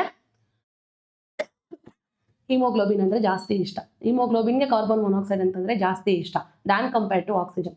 ಅವಾಗ ಹಿಮೋಗ್ಲೋಬಿನ್ಗೆ ಕಾರ್ಬನ್ ಮೊನಾಕ್ಸೈಡು ಅಟ್ಯಾಚ್ ಆಗಿ ಕಾರ್ಬಾಕ್ಸಿ ಹಿಮೋಗ್ಲೋಬಿನ್ ಫಾರ್ಮೇಷನ್ ಮಾಡುತ್ತೆ, ಸಫೋಕೇಟ್ ಆಗುವಂಥದ್ದು. ಮಗುವಿಗೆ ಪ್ರೆಗ್ನೆಂಟ್ ವುಮೆನ್ ಅಲ್ಲಿ ಮಗುವಿಗೆ ಆಕ್ಸಿಜನ್ ಅನ್ನ ಕ್ಯಾರಿ ಮಾಡುವಂತಹ ಬ್ಲಡ್ ಕರೆಕ್ಟಾಗಿ ರಿಸೀವ್ ಆಗೋದಿಲ್ಲ. ಆವಾಗ ಮಗುವಿಗೆ ಅಬೋರ್ಷನ್ ಆಗುವಂಥದ್ದು, ಪ್ರಿಮೇಚೂರ್ ಡೆತ್ ಆಗುವಂಥದ್ದು, ಪ್ರಿಮೇಚೂರ್ ಬರ್ತ್ ಆಗುವಂಥದ್ದು, ತಲೆಯಲ್ಲಿ problems, nervous system damages, respiratory problems ಅವೆಲ್ಲ ಕಾಸ್ ಆಗುವಂಥದ್ದು. ಓಕೆ, ಇಲ್ಲೆಲ್ಲ ಇದೆ ನೋಡಿ, ಫೀಟಲ್ ಹೈಪಾಕ್ಸಿಯಾ ಅಂತ ಕರೀತಾರೆ ಅದನ್ನ. Identify the correct sequence of life cycle of a silk ಮಾತ್. ಈಸಿ, ಯಾರು ಬೇಕಾದ್ರೂ ಹೇಳ್ಬೋದು. ನೇಚರ್ ಜೊತೆ ಕಾಲ ಕಳೆದಿರೋರು ಎಲ್ಲರೂ ಹೇಳ್ತಾರೆ. ಫಸ್ಟ್ ಏನಾಗುತ್ತೆ, ಮೊಟ್ಟೆ, ಆಮೇಲೆ ಲಾರ್ವಾ, ಬೇಬಿ, ಆಮೇಲೆ ಗೂಡು, ಕಕ್ಕೂನ್ ಅಂತ ಕರಿತೀವಿ, ಗೂಡು ಗೊತ್ತಾನೆ. ಆಮೇಲೆ ಅದರಿಂದ ಪತಂಗ ಬರುವಂಥದ್ದು, ಆ ಪತಂಗ ಕಾಪುಲೇಟ್ ಮಾಡಿ ಮತ್ತೆ ಮೊಟ್ಟೆ, ಮತ್ತೆ ಅವು ಲಾರ್ವಾ, ಹಂಗೆ ಸೈಕಲ್ ರಿಪೀಟ್ ಆಗ್ತಾ ಹೋಗುತ್ತಲ್ವಾ ಲೈಫ್ ಸೈಕಲ್. ಹಂಗೆ ಇದೇನು ಎಕ್ಸ್ಪ್ಲೇನ್ ಮಾಡೋ ನೆಸೆಸಿಟಿ ಇಲ್ಲ. ನೆಕ್ಸ್ಟು ಹಿಜಾರ್ಡೇಲ್ ಅನ್ನುವಂಥದ್ದು. It is a breed of the sheep which is developed in the Punjab by crossing. ಯಾವ ಸ್ಪೀಶೀಸ್ ಆಫ್ ಶೀಪ್ನ ಕುರಿಗಳ ಯಾವ ತಳಿಗಳನ್ನ ಕ್ರಾಸ್ ಮಾಡುವುದರ ಮುಖಾಂತರ ನಮಗೆ ಹಿಸಾರ್ಡೇಲ್ ಎನ್ನುವಂತಹ ಬ್ರೀಡ್ ಬಂದಿದೆ ಅಂತ ಹೇಳಿರುವಂಥ ಕ್ವಶನು.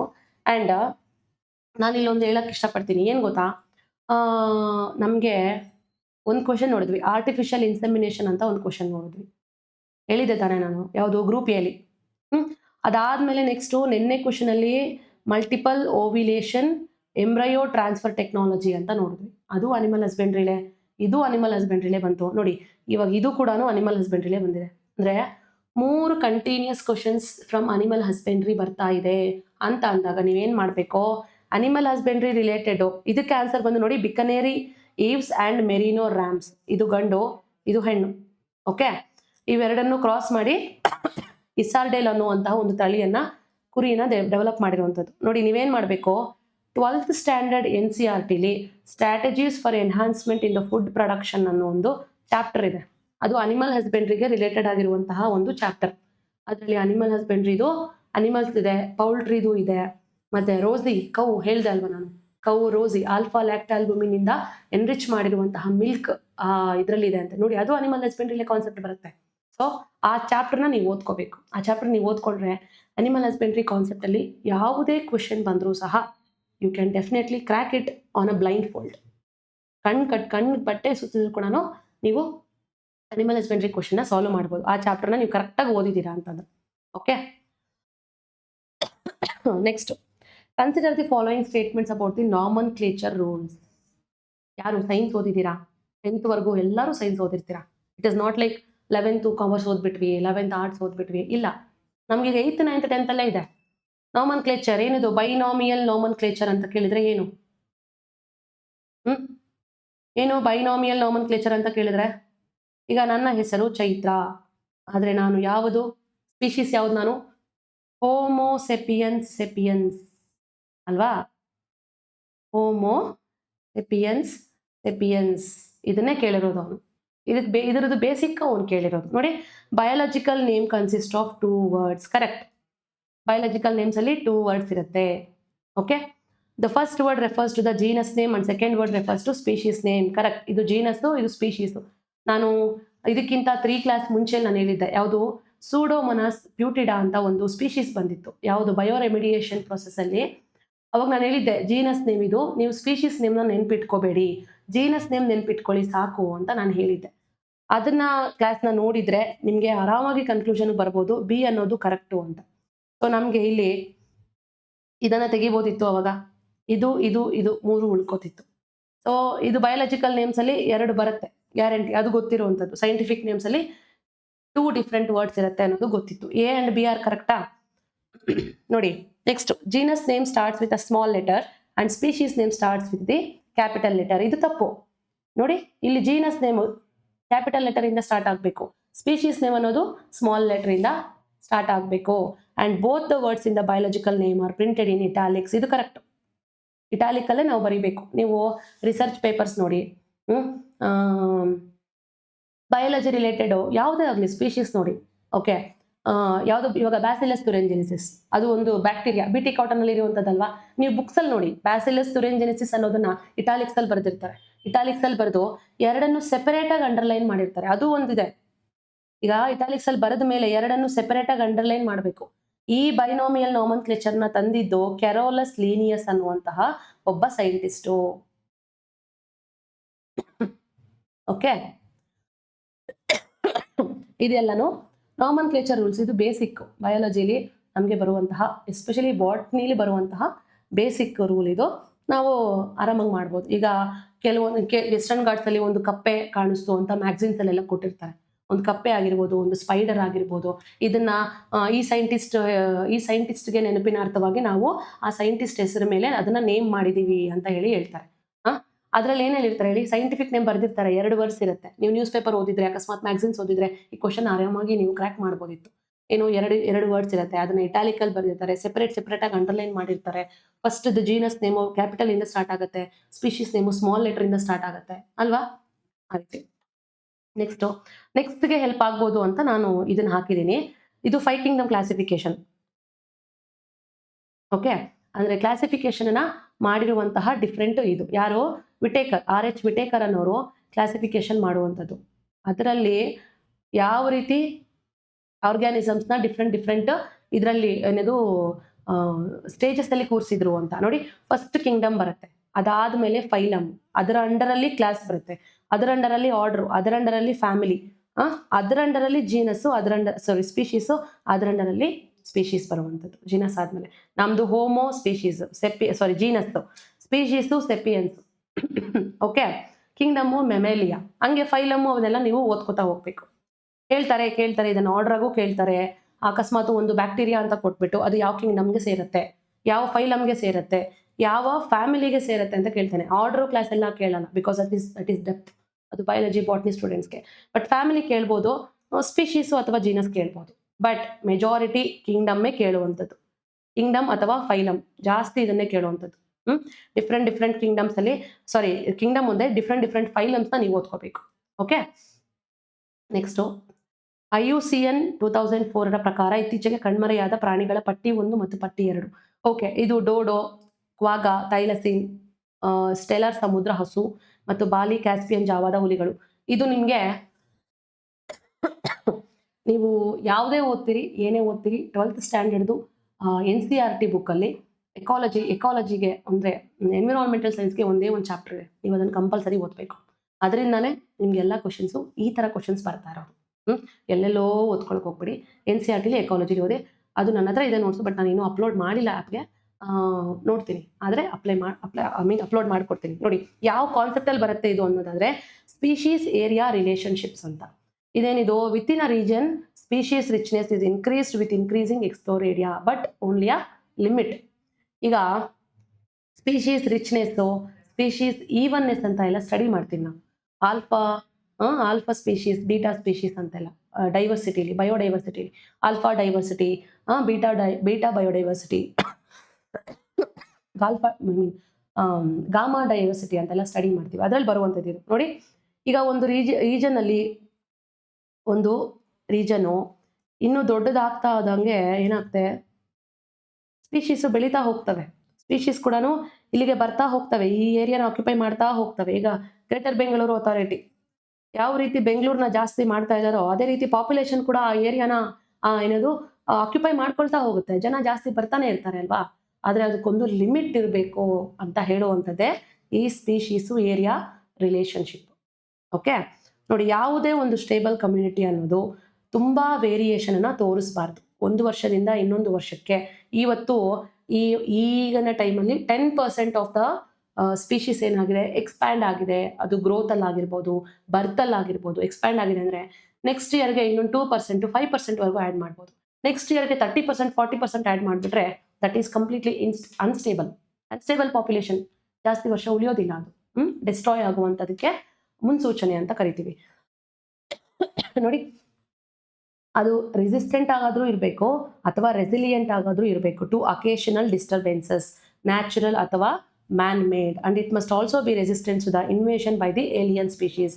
ಈ ಕಾನ್ಸೆಪ್ಟ್ ಅಲ್ಲಿ ನಮಗೆ ಬಂದಿರುವಂತಹದ್ದು ಇದು ನೋಡಿ. ಎಕ್ಸ್ಟಿಂಕ್ಷನ್ ಸ್ಪೀಶೀಸ್ ಡೋಡೋ ಎಲ್ಲಿಂದ ಬಂದಿದೆ? ಮಾರಿಷಿಯಸ್ ಇಂದ ತಗೊಂಡು ಬಂದಿದ್ದೀವಿ. ಇಲ್ಲಿ ಆಪ್ಷನ್ ಇದೆಯಾ? ಡೋಡೋ ಮಾರಿಷಿಯಸ್. ನೋಡಿ A4 ಎಲ್ಲದಕ್ಕೂ A4 ಕೊಟ್ಟಿದ್ದಾನೆ ನೋಡಿ. ಕ್ವಾಗಾ ಎನ್ನೋದು ಆಫ್ರಿಕಾದಿಂದ ತಂದಿದ್ದೀವಿ. ಕ್ವಾಗಾ ಎಲ್ಲಿದೆ? B1 ಎಲ್ಲಿದೆ ನೋಡಿ?